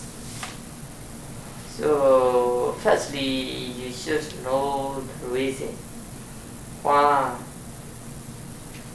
you fall into the sleeping. For example, sometimes because our body is very weak and very tired and really necessary to sleep or to rest. Or sometimes it's because of the slow and torpor, the mental factor, they call the tina and maida. So that means we should check first why. It's really your body is really tired and really necessary to sleep.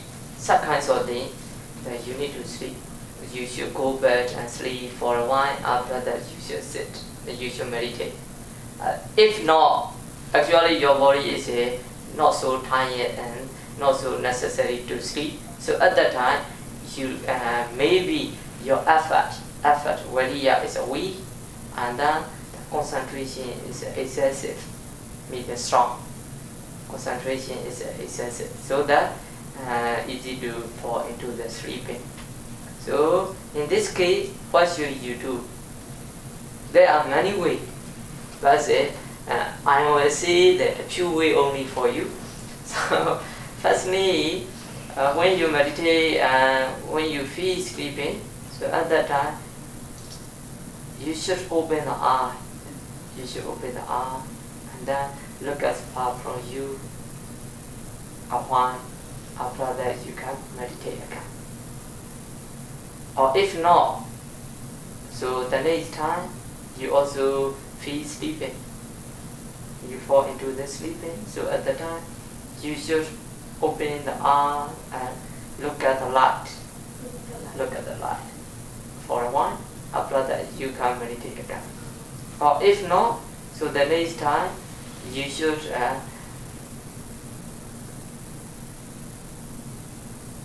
bring some cup of the water beside you, and then when you're sleeping, so you should take the water and you should wash your eye with the water. After that, you can meditate again. Or if not, so you should pull. So the next time you should pull your ear. Pull ear, but should pull hardly, not that smoothly. No? Try very hardly. So and then your eyes become wide. And then it's very okay, you can meditate again. If not, so the next time you should stand. You should stand for a while and then you can meditate again. If not, the next time you should take the walking. After for a while you can meditate again. If not, Go to sleep. Yeah. Buddha said that go to sleep. Okay? Yeah, thank you. But the go to sleep means, according to the Buddha teaching, is not the only the sleeping.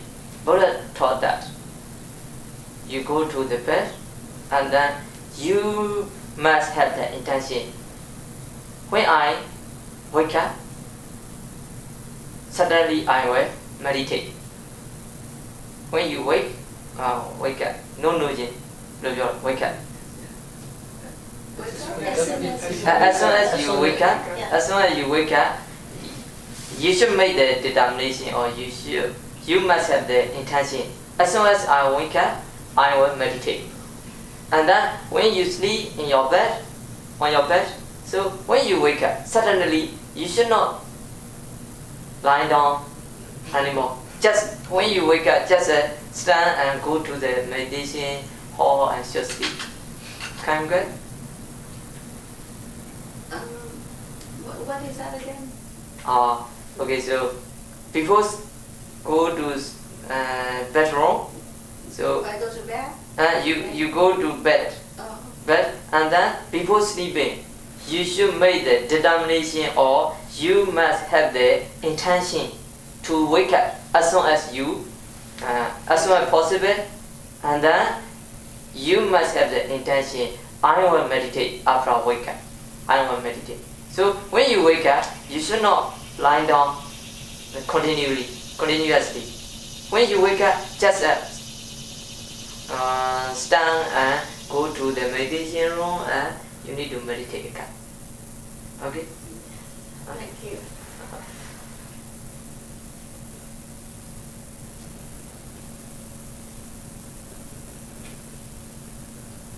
Any question?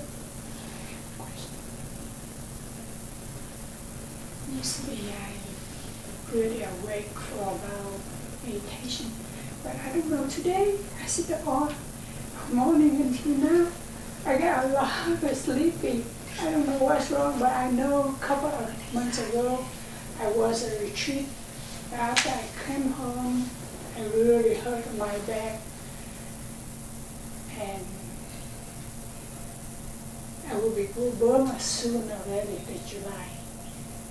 I tried to be You will be go? Burma. Or you will go to the Burma? Yeah. Uh-uh. With home.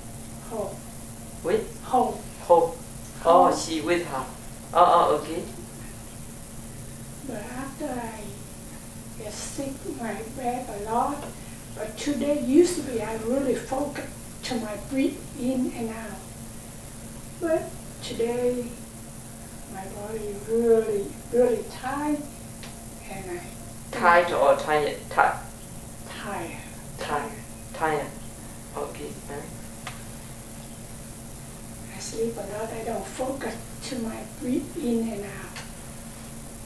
Usually I can see in and out very obvious. But today, look like whole day, I get tired more.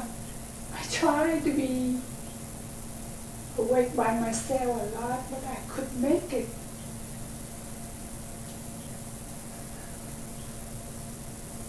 Sometimes when I do meditation, the aware, I got a lot more than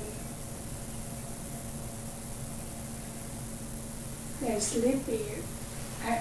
I really, really paid attention right now about daily activity. After I get sick, my back hurt, and I try to be practice more daily activity, because I think about that can help me about more is the aware. Is this right or not right, Bande?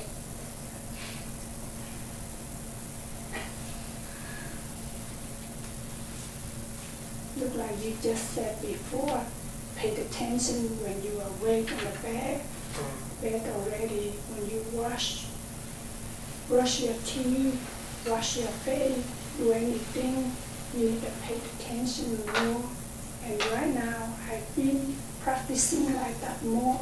Before, I can sit about 3 or 4 hours, but today, I don't sit look like used to be I can sit anymore. I'm feel pretty sad. But that's okay. This one is maybe sometimes they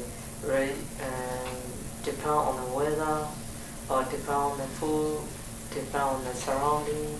So because I think today is because in the room there is the air condition. Because of the air condition, it's a little bit cold.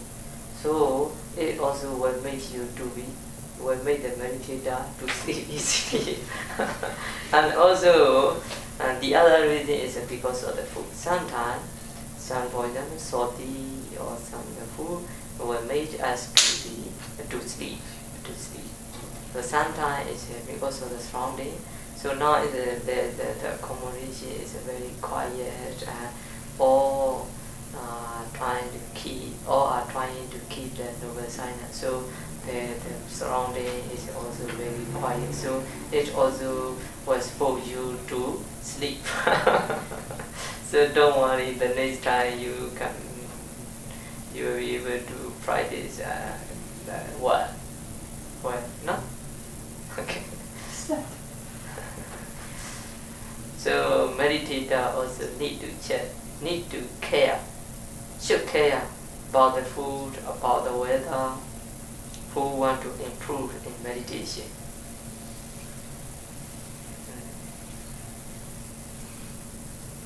Also, sometimes if we eat the food too much, if we have the bitter breakfast or bitter lunch, so it also will make us to sleep easy. Huh? So I'm not sure how much to the lunch. Huh? Okay? Yes, if it is okay, so you it will make you to sleep. I never had that happen as before. Like I'm not feel sleep. But when I wait, like when I am not meditating, I'm not headed. But when I'm meditating the first time, I get a headache and feel boring. Today this is your first meditation. No, yeah, I have before, but I always have like feeling good, when I sit and drink. But today I feel like when I close my eyes and I breathe, I feel like headache and boring. It's weird. Yeah. So, as I told you, all of you, as I told her, that because of maybe the weather, because of weather, or the other key is the mind. Our mind is doesn't like. Most of the people, their mind doesn't like the simple object. So actually, the object is so simple, right? So mind doesn't like it. So you always don't worry. So you should try to be happy with the breath. Huh? So this is you should remind yourself this is a meditation object and good object. I should try my best. Huh? Yes, I tell myself like that. Yeah. I still have it.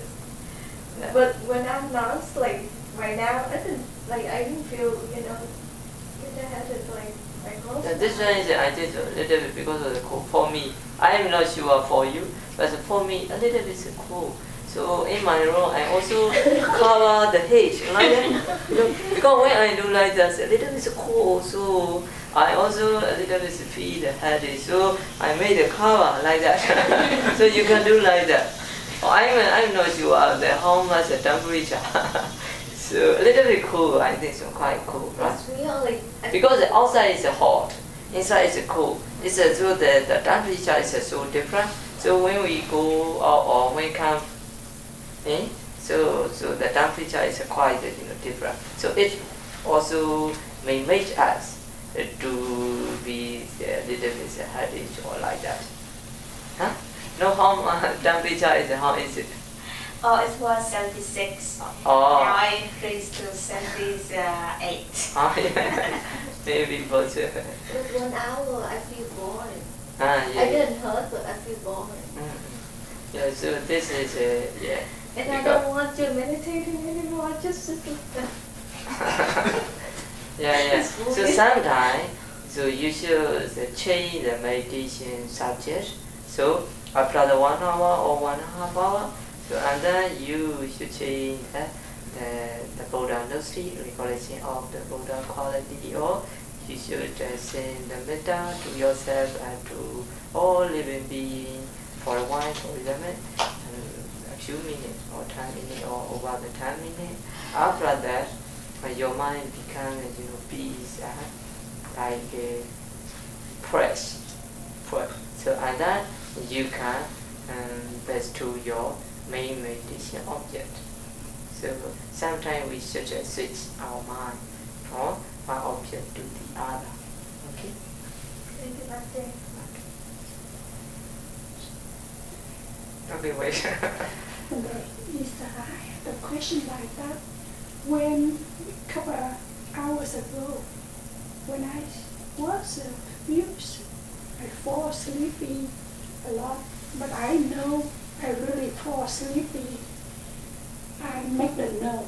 The note was sleepy. You made the note. No, it's N-O-T-E. Or you made the note. The note. Oh, The the note. note, yeah. I make the note. The note is I was sleepy. I was sleepy. Look like I remind me like that. But I awake a little bit after come back sleepy again. But I know I was asleep a lot. That means is I aware or I not aware. Oh, that means maybe because of your concentration is so strong and your effort is weak. So at that time, at the beginning, you can concentrate on the breath, and very soon you will fall into the sleeping. So in this case, you need to change the body posture. Body posture means you are sitting. So sometimes you need to take the walking meditation. Walking meditation at least 1 hour or at least 30 minutes or 1 hour you take the walking. After that you can sit there. You can take the sitting meditation again. First, I want all of you. Someone already told the walking meditation. I forgot someone. So the walking meditation is also important, but if you want to practice walking meditation, first of all, you need to choose the way or the road. This one is not so. This road must be straight, and then not so far, not so long, not so short, and then you should start the end of the road, and then you should stand and close the eye. Firstly, you should stand, close the eye, and pay attention on the breath firstly. So after the couple of minutes, or after the 1 minute, around the 1 minute, you try to pay attention on the breath. And if you can be aware on the breath very clearly, so at the time, try to open the eye very few, not so widely, and then just look at the road, and you should walk mindfully focusing on the breath. Like that, you should practice the walking meditation. It will be very helpful for the meditation. And when you come back to take the sitting meditation, you can practice very well. You will be able to practice very well. Okay?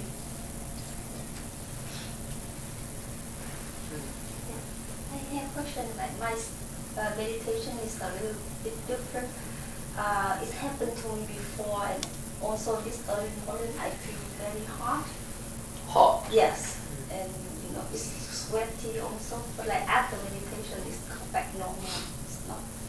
It's just during the meditation I feel really hot. At the beginning? known like somewhere in the middle and Maybe during that time, can you practice well?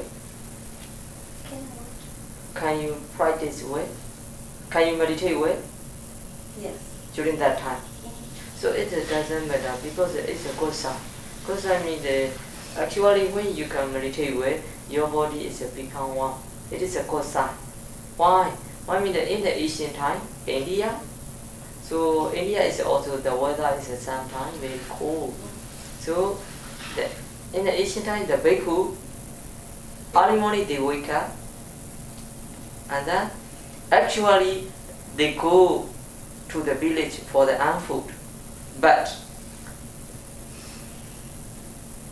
actually they meditate one session. After the one session, they go to the village for the food. Why? They meditate. Me and the literature mentioned that they made themselves to be one, so they meditate. So when there is a very cold, only the bandit is only the 3 rope. So the weather is cold. So that when they wake up, morning they wake up and they meditate.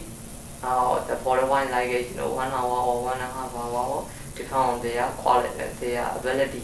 They meditate. After meditating, this meditating me, they make their body to be warm. After that, they go to the village. So that means when you meditate and your body become warm or heat, it's a good sign. If it's not distract your meditation, it's okay.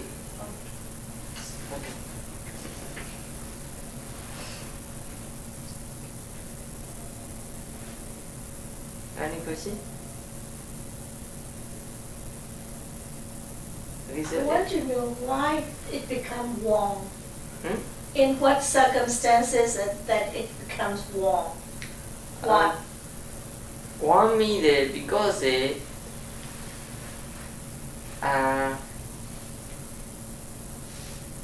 most of the this is according to the meditator experience.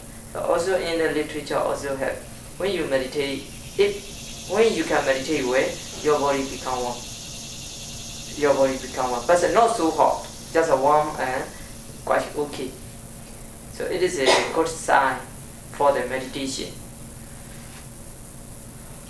When it's become warm, I get irritated and I cannot, unlike her, I couldn't focus on the, I couldn't focus. When I become warm, I couldn't focus. I'd rather have a cold. Oh, you is a different. She is a warm, you is a cold. So because for you is the cold is the idea, so because of the air condition. Maybe. Maybe, yeah.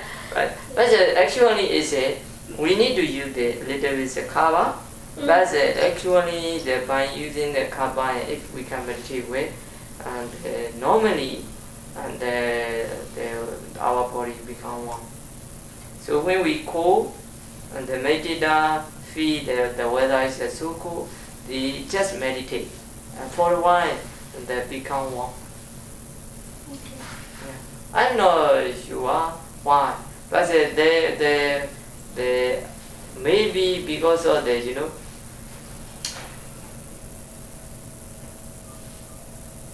that is the mind-born rupa. You know the mind-born rupa. So when we meditate, so our mind is a wholesome, and so it's called the good mind. So that is good mind can produce the good rupa materiality. So that if the materiality is a good, so that is a good quality of the materiality rupa is a good the temperature. This is called the Udu Paliwa. We translate the temperature. So every this temperature born rupa can produce the new generation.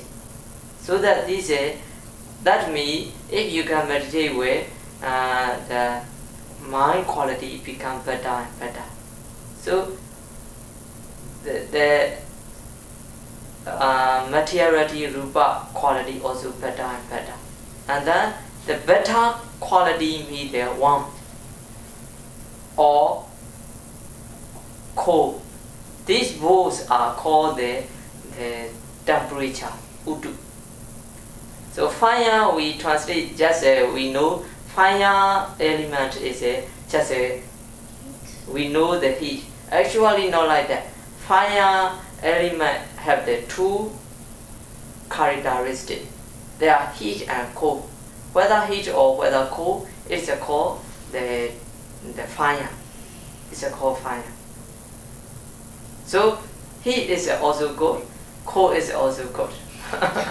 Okay. And then I used to practice like focus meditation on my abdomen. Element. Yeah, abdomen. Oh, And abdomen. it's very confusing for me to switch it to the breath. So- go back and forth, and I think like I misunderstood like your instruction this morning when you say like it makes a picture like it's like yellow or something like that. So it's very confusing me a little bit. So like I don't really concentrate on one spot. You know, just like the breath. So like go back and forth, very confusing. Oh, I'm very sorry. I think so you misunderstand. You My misunderstood. fault. So I said that to imagine the image. This is for only the Buddha Nusati, recollection of the Buddha quality. This one is you don't need to practice throughout your session. Only the few minutes, for example 10 minutes. You should practice the Buddha Nusati. When you are practicing the Buddha Nusati, during that time you can imagine the Buddha image or Buddha statue. This one is also there is a tool and the purpose. Firstly is for the protection. The second is to make your mind calm. After that, no need to practice these Buddha Nusati. Only you can practice mindfulness or breathing meditation. So this is one. The other one is you said that you aware the atonement, right? So firstly, may I know what is your meditation? What is your meditation subject?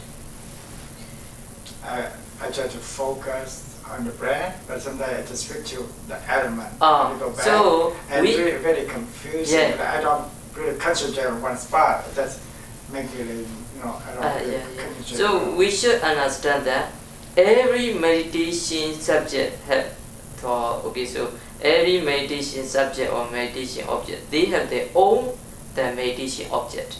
For example, the mindfulness of breathing meditation, this meditation object is only in-breath, out-breath. And for example, if you are practicing the loving kind of meditation, this loving kind of meditation object is only living being only. Or when you practice the kasina meditation, for example, white kasina meditation, this white kasina is the meditation object. The rest are not your meditation object. When you practice the four element meditation, also the characteristic of four elements are your meditation object. The rest are not your meditation object. So we should know clearly what is my meditation firstly. And then if you know what is my meditation, so you should follow according to the literature. When you are practicing the mindfulness of breathing meditation, the mindfulness of breathing meditation object is in-breath, out-breath only. So always you should understand my meditation object is in-breath, out-breath, because you are practicing the mindfulness of breathing meditation. The rest are not your meditation object. Can you get what I mean?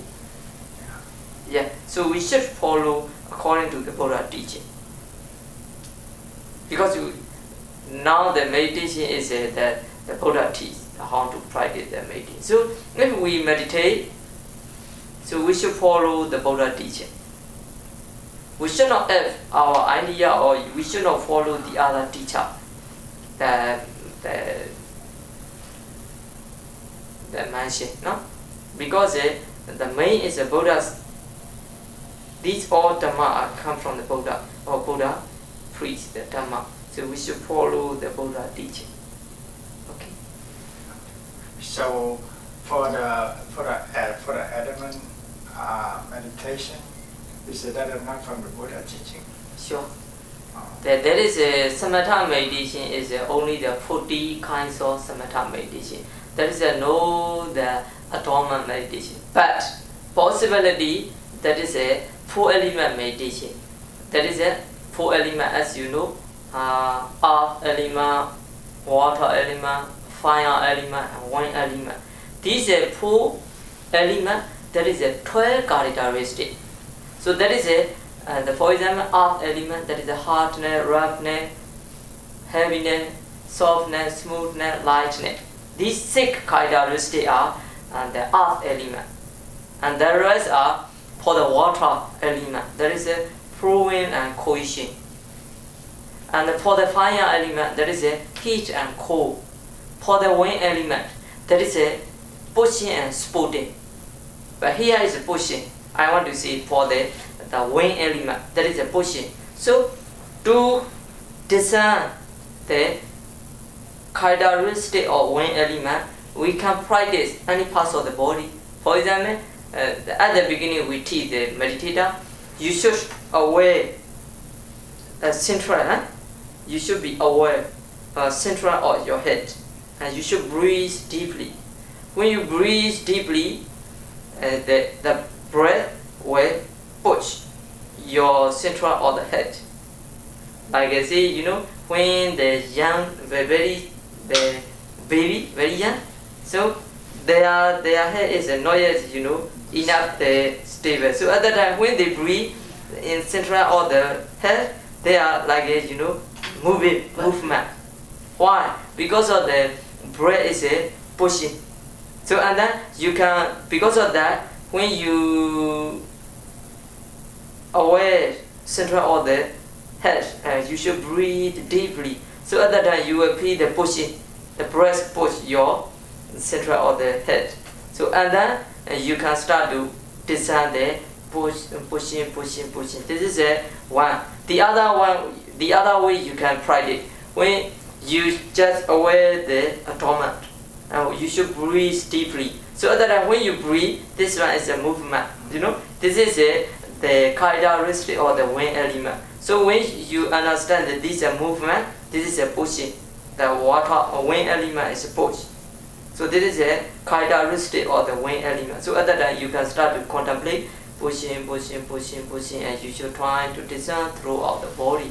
This is for the 4 element meditation, not the mindfulness of breathing meditation. So we should not miss the 2, mindfulness of breathing meditation and 4 element meditation. We should do clearly. If you are practicing the mindfulness of breathing meditation, always you should try to focus in breath and out breath only. Should not pay attention to the atonement.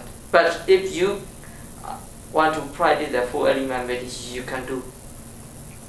Okay? Like you just say, when he practiced the 4 element meditation, he concentrate on the abdomen. Then does he, pay attention to the breath or no? No. This is a 4 element meditation. Is different than mindfulness of breathing meditation. So when you practice the 4 element meditation, you should try to know or discern these 12 characteristics. 12. That is the pushing is one characteristic of the 4 element. Exactly, we can say this is a characteristic of the 1 element. So you should know and see and discern that this is the pushing throughout the body. This is one characteristic, but it is not enough. If you practice the 4 element meditation, after discerning that this is pushing, you should continue the other characteristic. Totally the 12. You should do according to the sequence. So if according to order. If he do the 4 element meditation, then he have to do all 12 of them. Sure. Should not practice one. Oh, Okay. I written knowing and seeing talk about 4 elements. But in the book they said about if you want to be meditation about 4 elements, you have teacher. If don't, you go wrong way. I don't Maybe, know. yeah. It's So this really is hard to be. I tried already, but I can make it. yeah. This one is a very the not so easy. So also should not practice one element many long time. Only there are 4 elements. You should practice one by one, or one after another. So if you practice only the one long time, you will have the money problem. So the best way is you should practice another guidance of the teacher. If you want to practice the 4 elements, it will be better. Otherwise, you will have the money problem.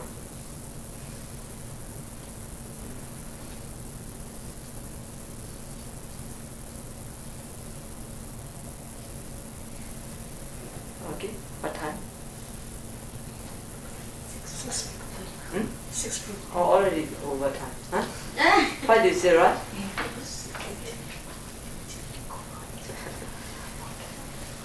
But the next day you can make the question. Now we will start the Q&A. Okay? Any question? Okay, we will start. She has a question?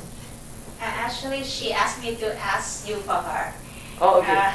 Okay. She's Because I have to take pills. Huh? I have to take some pills with milk. Pill.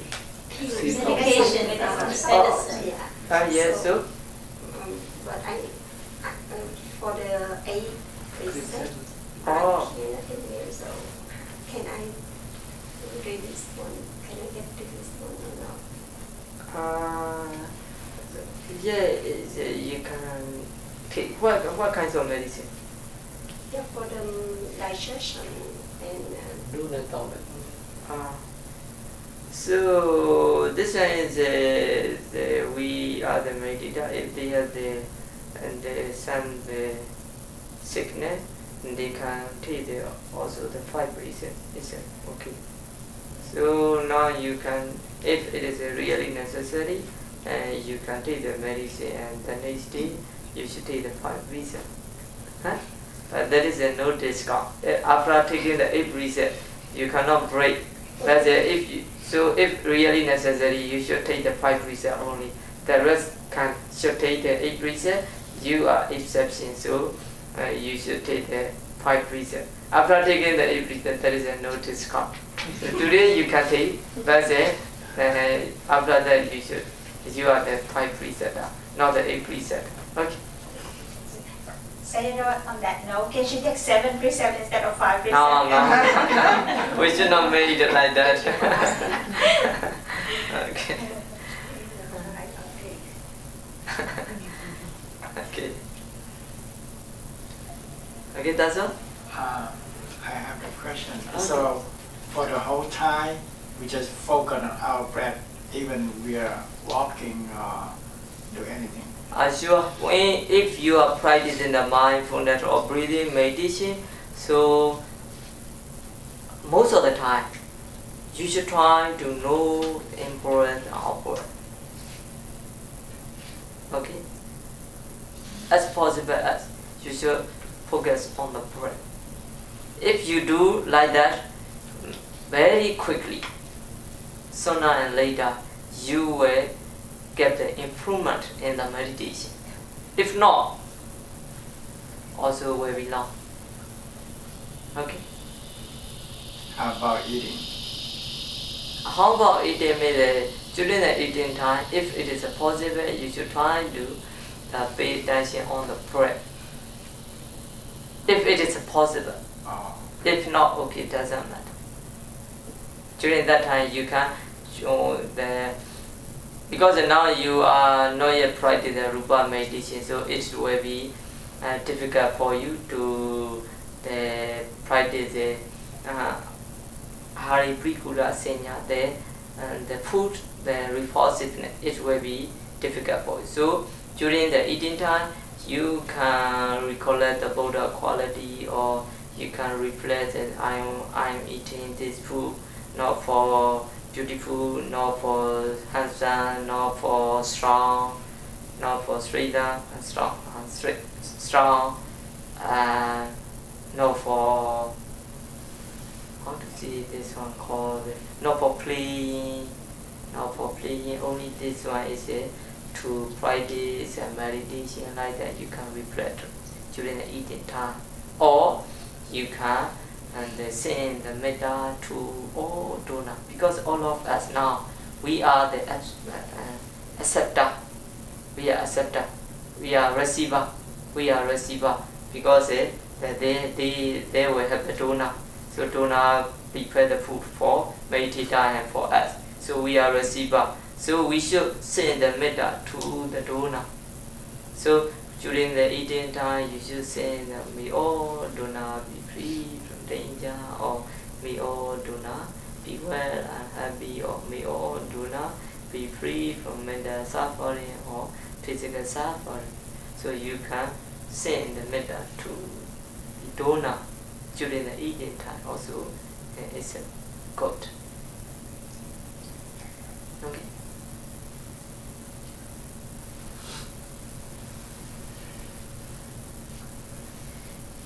This is should be last question. So 7 p.m. we have the tomato, alright? I want to know about like what the difference when I walk meditated.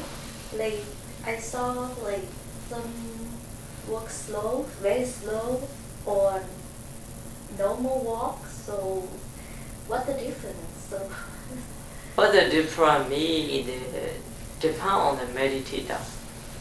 The very beginner, although when they walk normally, or when they walk a little bit fast, so they cannot be mindfully. They cannot be mindful, so that they will not have the mindfulness. So that they should walk mindfully and slowly, and then they can concentrate their meditation object. So in the literature, there is one sutta. The sutta name is Paticita Abhina Sutta in the Anguttara Nikaya. The commentary explains that meditator should be like in the ancient time it's not a car. So in the ancient time there is the bullock cart. You know bullock cart? Cart. The cart? Yeah, the cart. With the bullock. Like a cow pulling the. Oh, so that you're pulling.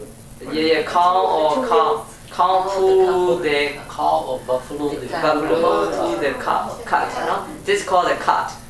Cart. So in the cart, on the cart, there is the very big water tank.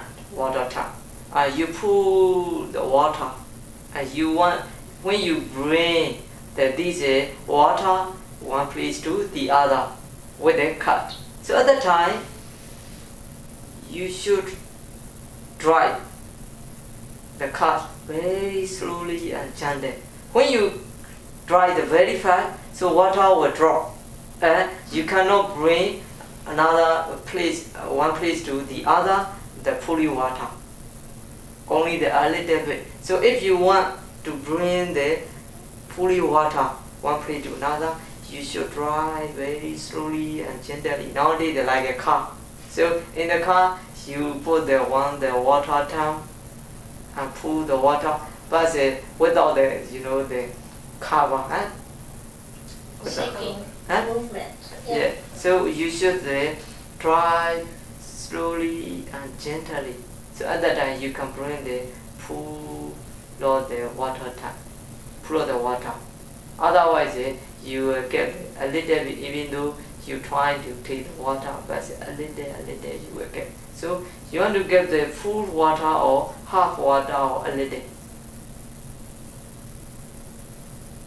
Do you want to get the full water or half water or a little? Huh? no water. Full water. If you want the full water, you should drive the car slowly. In the same way, if you want to get the improvement in the meditation quickly, you should be mindfully and you should walk slowly, like the example in the full of cat. So we can work like normal, but we know that's better than. Yeah, it's a good. It's a good. If you can, it's a good. Because I cannot walk slow. You know, so Yeah, it doesn't matter. If you can, if you have the mindfulness, even though you are walking normally, so it's a good. If not, you should try to walk slowly and mindfully. Okay. Thank you. Okay. The next day you can ask a question. Now let us stop here. And at 7 p.m. we have the Dhamma talk. Okay. Also, you need to rest. You sit a long time. Also, you need to walk. You need to take the walking. No?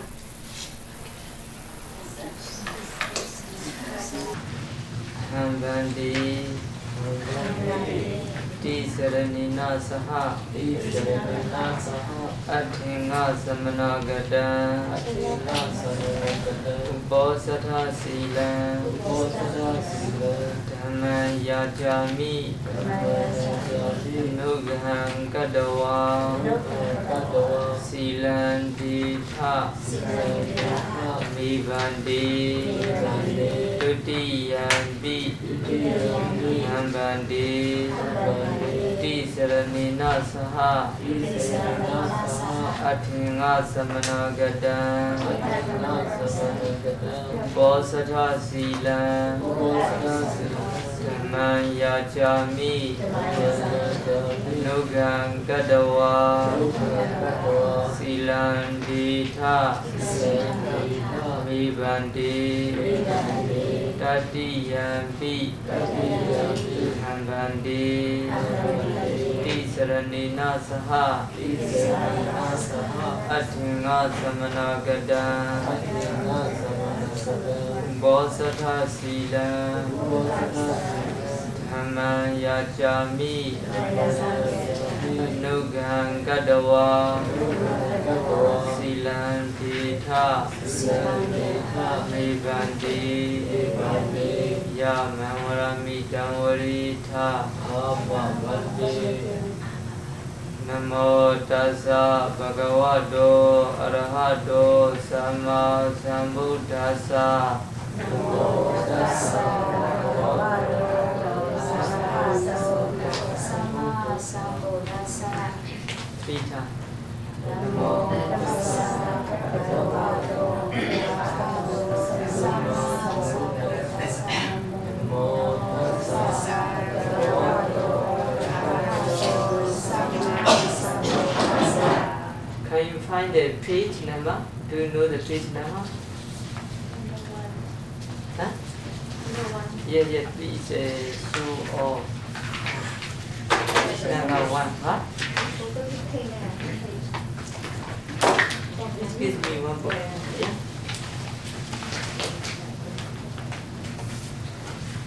Sorry, question mark. I think right there.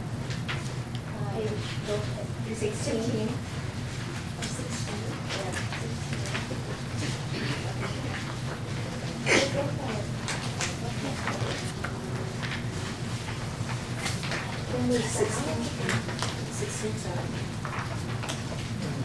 Okay, so now it's page number 17. We are taking the Purification, no? Page number 17. The Purification. Buddham Saranam Gacchāmi. Buddham Saranam Gacchāmi. Dhammam Saranam Gacchāmi. Dhammam Saranam Gacchāmi. Sangham Saranam Gacchāmi. Sangham Saranam Gacchāmi. Tutiyampi Buddham Saranam Gacchāmi. Tutiyampi Buddham Saranam Gacchāmi. Tutiyampi Dhammam Saranam Gacchāmi. Tutiyampi Dhammam Saranam Gacchāmi. Tutiyampi Sangham Saranam gacchami. Dutiyampi Sangham Saranam Gacchami. Tatiyampi Buddham Saranam Gacchami. Tatiyampi Buddham Saranam Gacchami. Tatiyampi Dhammam Saranam Gacchami. Tatiyampi Dhammam Saranam Gacchami. Tatiyampi Sangham Saranam Gacchami. Tatiyampi Sangham Saranam Gacchami. Tisarana Gamanam Paripurnam. And then page number 18, that is it. 8 we said, no? Wait, page number 18. Panati Pada. Viramani Sikkhapada. Viramani Sikkhapada. Samadhiyami. Samadhiyami. Adina Dana. Adina Dana. Viramani Sikkhapada. Viramani Sikkhapada. Samadhiyami. Samadhiyami. Abharamacariya. Abharamacariya. Viramani Sikkhapada. Viramani Sikkhapada. Samadhiyami. Samadhiyami. Musawada. Musawada. Viramani Sikkhapada. Viramani Sikkhapada. Samadhiyami. Samadhiyami. Suramiraya. Suramiraya. Mijjapamadhathana. Mijjapamadhathana. Viramani Sikkhapada. Viramani Sikkhapada. Samadhiyami. Samadhiyami. Vikala Bhojana. Vikala Bhojana. Viramani Sikkhapada. Viramani Sikkhapada. Samadhiyami. Samadhiyami. Nitya. Gita. Vadita. Visuga. Hasana. Malaganda. Vilibana. Dharana. Nandana. Vibhusanadhana. Viramani Sikkhapada. Samadhiyami. Ujjasena Mahasena. Viramani Sikkhapada. Samadhiyami. And then the same thing that made down to all living beings according to the Pali. Repeat after me. Sabbi Sada. Sabbi Sada. Avira Hundu.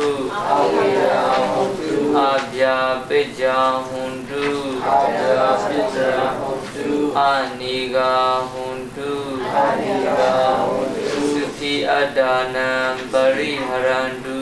Sukhi Adanam Pariharandu. Ithambe Silam. Ithambe Silam. Nibbanasa. Nibbanasa. Pichayo. Pichayo. Hodu. Hodu. Tisrani Nasa Pincha Sila. Tinga Samana Gada Umbosata Sila. Kaman Sadhu Gangatawa Abhamadi Na Sambadita.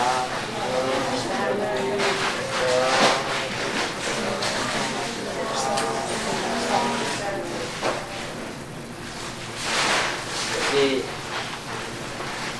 Now I will give a brief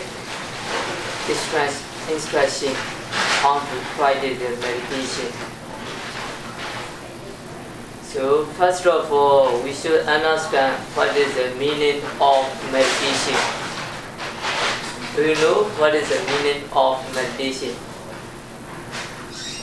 Do you know? Okay, so meditation is a come from the Pali that bhavana. Bhavana is a call that we translate as meditation. The sometimes a little bit difficult, the meaning of the meditation. So easy to understand. I translate that training the mind. Meditation means training the mind, not controlling the mind. It is a different. Some meditators, they understand that meditation means controlling the mind. So when they meditate, they try to control their mind. By controlling their mind, they will not get the success in the meditation. So you should understand that meditation means not controlling the mind, only training the mind. Okay? The other word, according to the Pali definition, bhavana. Bhavana means kusali dhamme asevati buddhi titi bhavana. That means kusali dhamme, as you know, that means wholesome or good deeds. This is called kusala. Asevati, practicing again and again, developing. Buddhi, increasing. So that means meditation means trying to increase the wholesome deeds. Can you get what I mean? Can you get? You always do the good deed? Yeah, always should do the good deeds or try to accumulate the wholesome deeds. Trying to accumulate the wholesome deeds is a meditation. So, to increase the wholesome deeds or to train the mind, there are two kinds of meditation subjects. These called the Pali word Kammatthana. The meditation subject, there are two. Samatha meditation and Vipassana meditation. Insight meditation and the concentration meditation, there are two. So these two are, we should practice systematically. First of all, you need to understand there are three training. The first one is the training of morality. The second one is the training of concentration. And the third one is the training of wisdom. There are three. So now, you just haven't taken the precept. This is called the training of morality. So you already taken the precept. You have already taken the precept. So that means you are practicing the training of morality. And then the next step, you need to practice the training of concentration. You cannot skip this training of concentration. So without practicing the training of concentration, you cannot go on the next training, the training of wisdom. That means without concentration, you cannot practice the insight meditation, Vipassana meditation. So now I will teach all of you how to practice the samatha meditation or the training of concentration. For this second training, the training of concentration, there are 40 kinds of samatha meditation subject or object. 14 kinds of samatha meditation subject. among of those 30 meditation subjects will lead until attain the jhana, and the rest 10 meditation subjects will lead them until attain access concentration, upachara samadhi. So mostly we teach all samatha meditation subjects for the meditator. But at the beginning, according to our experience, we teach anapanasati, the mindfulness of breathing through meditation. Do you know? And this is a very familiar with you. Anapanasati, mindfulness of breathing meditation. To practice the mindfulness of breathing meditation, first of all, meditator should choose the place. The place must be quiet, because the noises will distract your meditation, your practice. So, such as this area is quiet and peace. So, suitable for meditation. After choosing the place,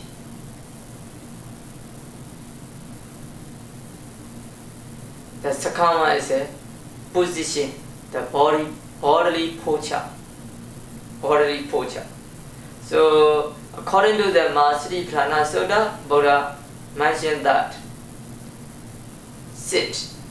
So that means a sitting posture is a best one for the mindfulness of meditation. But don't misunderstand, mindfulness of breathing meditation is only can practice with the sitting posture. Actually can practice every bodily posture, walking, standing, lying down. So you can practice mindfulness of breathing meditation. But the sitting posture is the best posture to practice a mindfulness of breathing meditation. So, first of all, to practice the mindfulness of breathing meditation, you should sit and then cross the legs. Pali said that Nisidati Palingam Abojito. So cross the legs. But here, the cross the legs, but should not press the legs each other. If you press your legs each other, it will easy to get the painful. So the best way is should put the legs side by side. By put the legs side by side, so it will help you to sit longer and longer. To sit longer and longer. So at the beginning, it is a little bit uncomfortable. But don't worry, 1 day or 2 days or 3 days later, you will be familiar with some kinds of position. And then try to keep your upper body straight and your head also trying to keep them straight. And then close the eye and should be aware around all this area, the upper lip and nostril. And you should breathe naturally.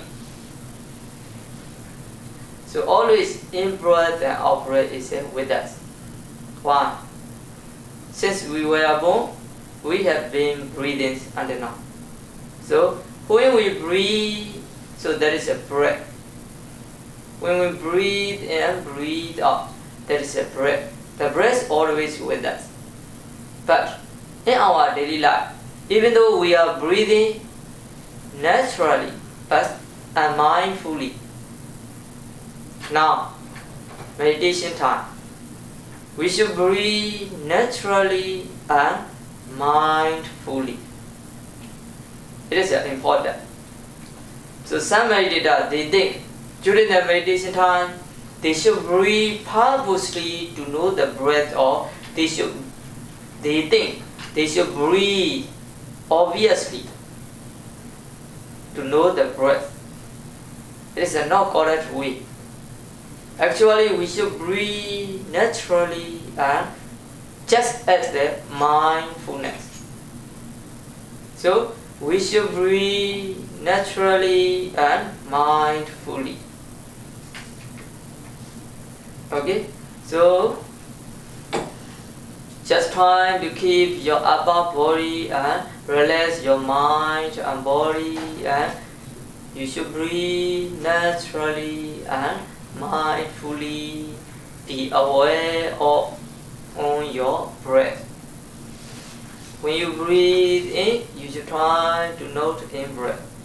When you breathe out, you should try to note out breath.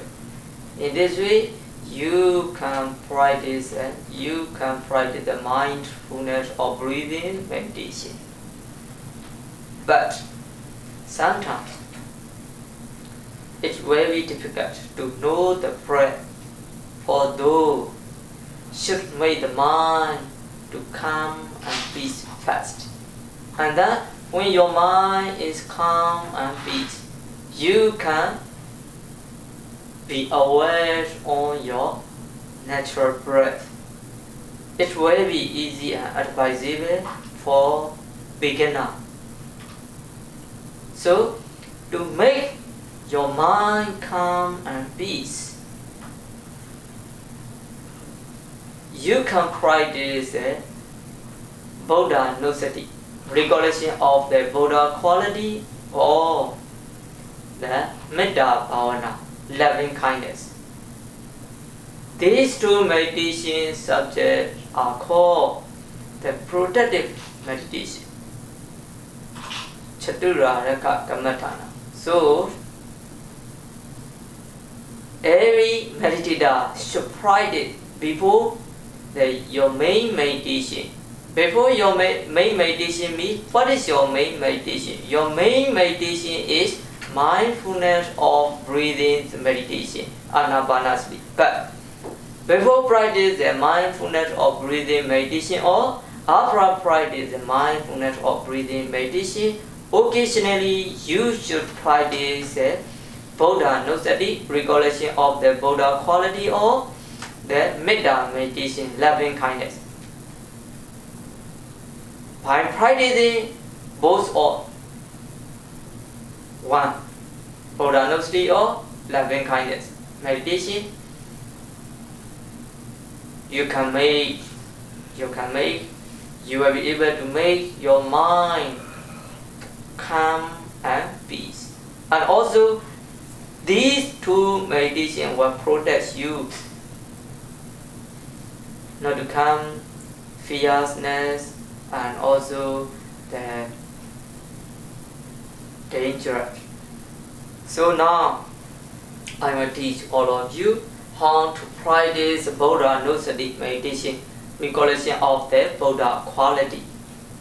So someone who practices Buddha Nusati, recollection of the Buddha quality, first of all, you need to choose the Buddha's image or the Buddha statue or the Chaitya. Do you know the Chaitya? No. Have you been to Burma?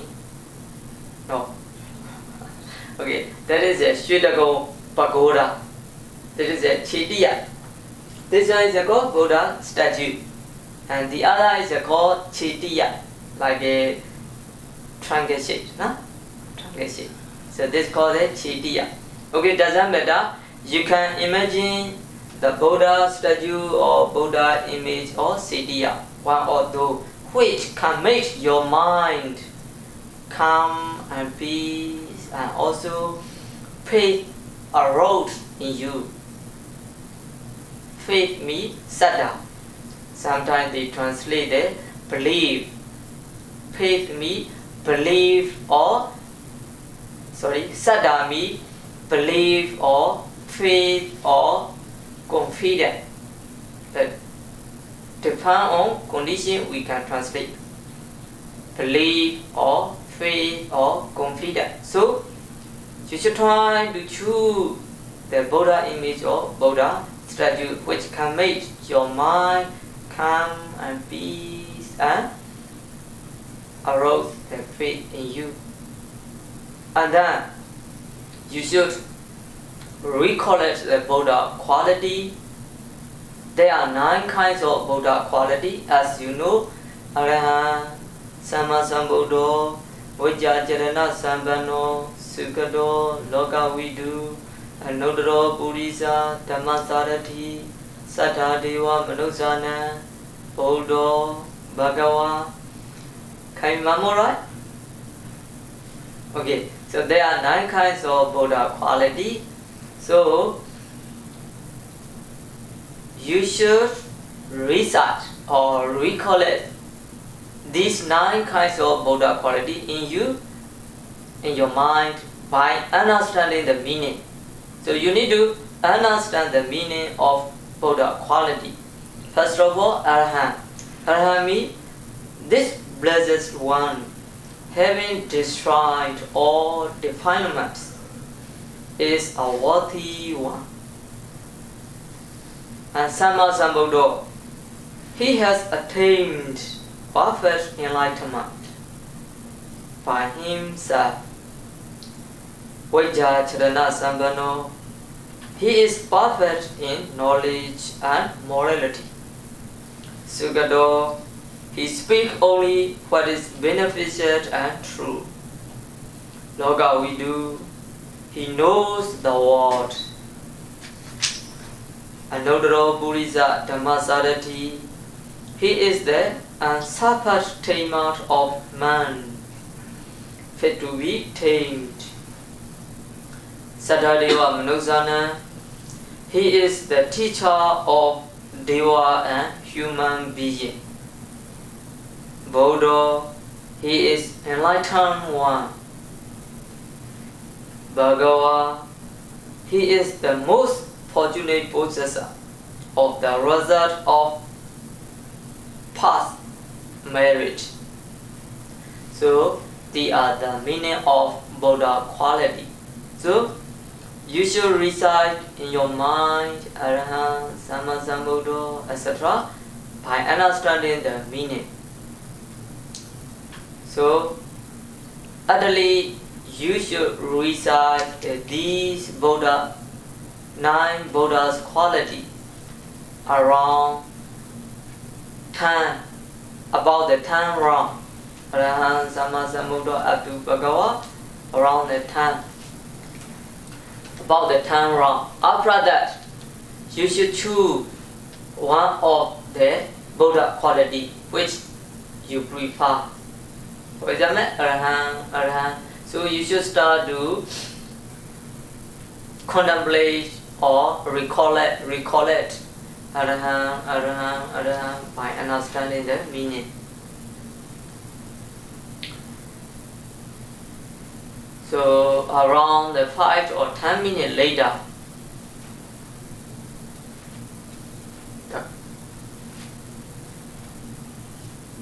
the power of the Buddha Gnostic recollection of the Buddha quality, your mind become calm and peace. So and then you should understand that I am ready to practice the mindfulness of breathing meditation. So and then you just be aware around all this area, upper lip and nostril. And when you breathe in and breathe out, you will be able to know that you will be able to know your breath easily.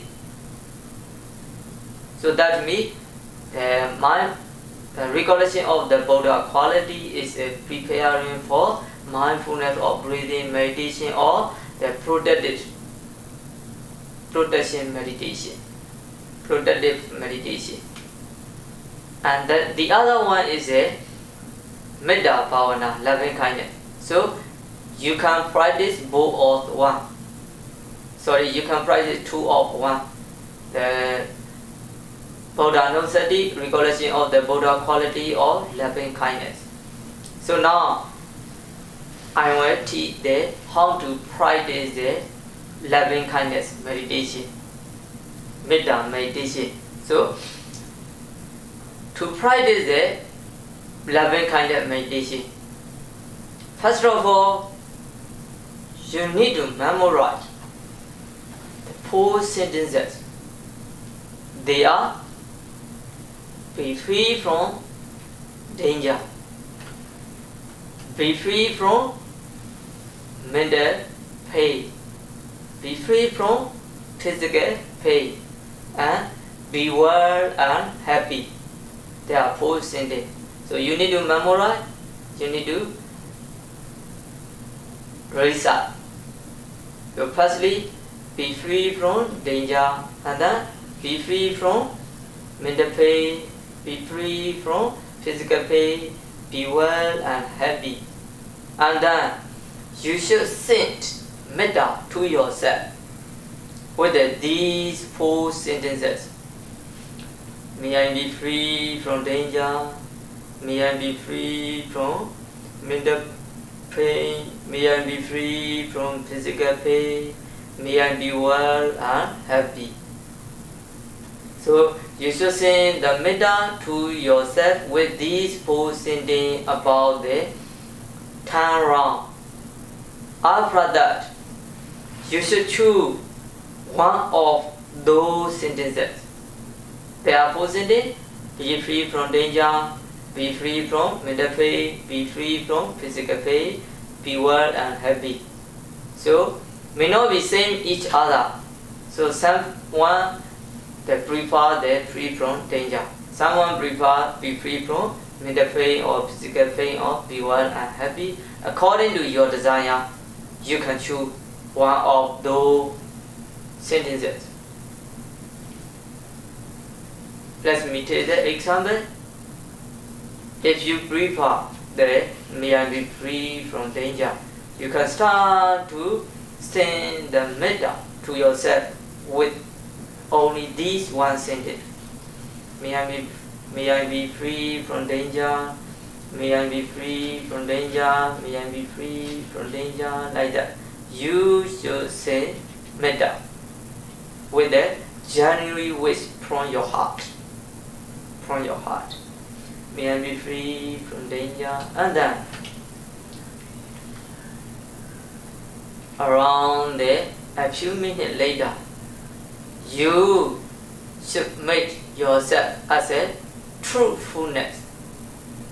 Truthfulness means here like that. I really want to be free from danger. In the same way, all other living beings want to be free from danger. Correct? So and then you can start to send the metta to all living beings nearby. Nearby means, for example, now you are practicing the meditation in this room. So you should send the metta to all living beings in this room, whether seeing or unseen being, or meditator and the other unseen being in this room. You should send the metta to all living beings in this room. May all beings be free from danger. May all beings be free from danger, whether seen or unseen being, all included. May all beings be free from danger, like that you can say. After for a while, your metta becomes stronger and stronger, and you may feel that all beings touch with your metta. There is no one touch your metta in this room. All are under your metta. May all beings be free from danger. May all beings be free from danger. You should say in this way, and then you will be satisfied, and your mind become calm and peace. So and then you can extend or expand the area, whole compound. That is a seeing or unseen being. So you should send to all seeing or unseen being in the whole compound. May all beings be free from danger. May all beings be free from danger. Like that you can say. you can practice the loving kindness meditation. And then a few minutes later, you will feel that all being, your metta touch to all living beings, and there is no one touch your metta. So every being are under your metta. So and then you can expand the area again. Whole state. This is a which state? Taxa. So you should send the metta to the whole state, the taxa. No? So that is whether seeing or unseeing being. You should try to send the metta. May all beings be free from danger. May all beings be free from danger, whether seeing or unseeing. And then all beings in the taxa state, whether seeing or unseen being, all are touched with your metta. All beings are under your metta. There is no one touched with your metta. So and then you can, when you satisfy with this area, you can expand the area, whole United States. There is a whether seeing or unseen being. You should try to send metta to all living beings. May all beings be free from danger. May all beings be free from danger. Like that you can send the metta to all living beings. And then very soon your mind become calm and peace. So and then you can extend the area. Now most of you are Vietnamese, right? So you can send the metta to the Vietnam country. There is a whether seeing or unseen being. May all beings be free from danger in the Vietnam country. So later on, all being touched with your metta, and then you can send also the Burmese, the country, Burmese country. May all beings be free from danger, like that. So you can send the metta. Finally, the whole universe, whether there is a seeing or unseen being, you should try to send the metta. May all beings be free from danger. May all beings be free from danger. Like that you can sing. And after for a while, your metta becomes stronger and stronger, and all beings touch with your metta. There is no one touch with your metta. So under all beings over the world, all beings are under your metta. So you should try to say, may all beings be free from danger. May all beings be free from danger. And then very soon your mind become calm and peace. So and then you should understand that I am ready to practice my main meditation subject. Which is your main meditation subject?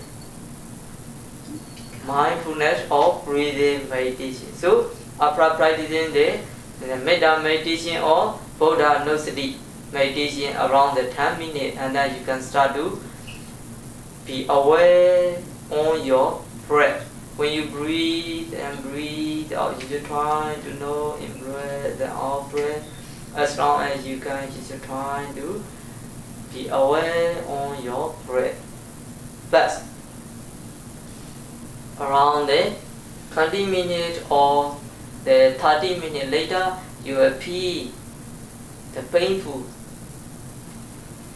your knees or your legs or the one part of the body. So and then at the beginning, the painful is not as strong. So and then you just be patient and be aware on your breath.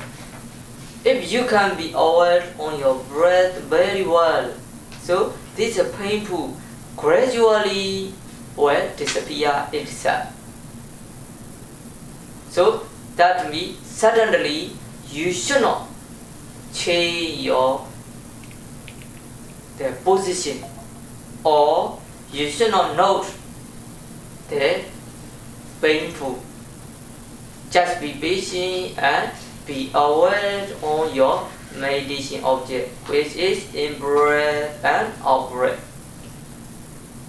So always you should understand that my meditation object is in-breath and out-breath only. The rest are not your meditation object. So painful is also not your meditation object. So as much as you can, you should try to be aware on your in-breath and out-breath.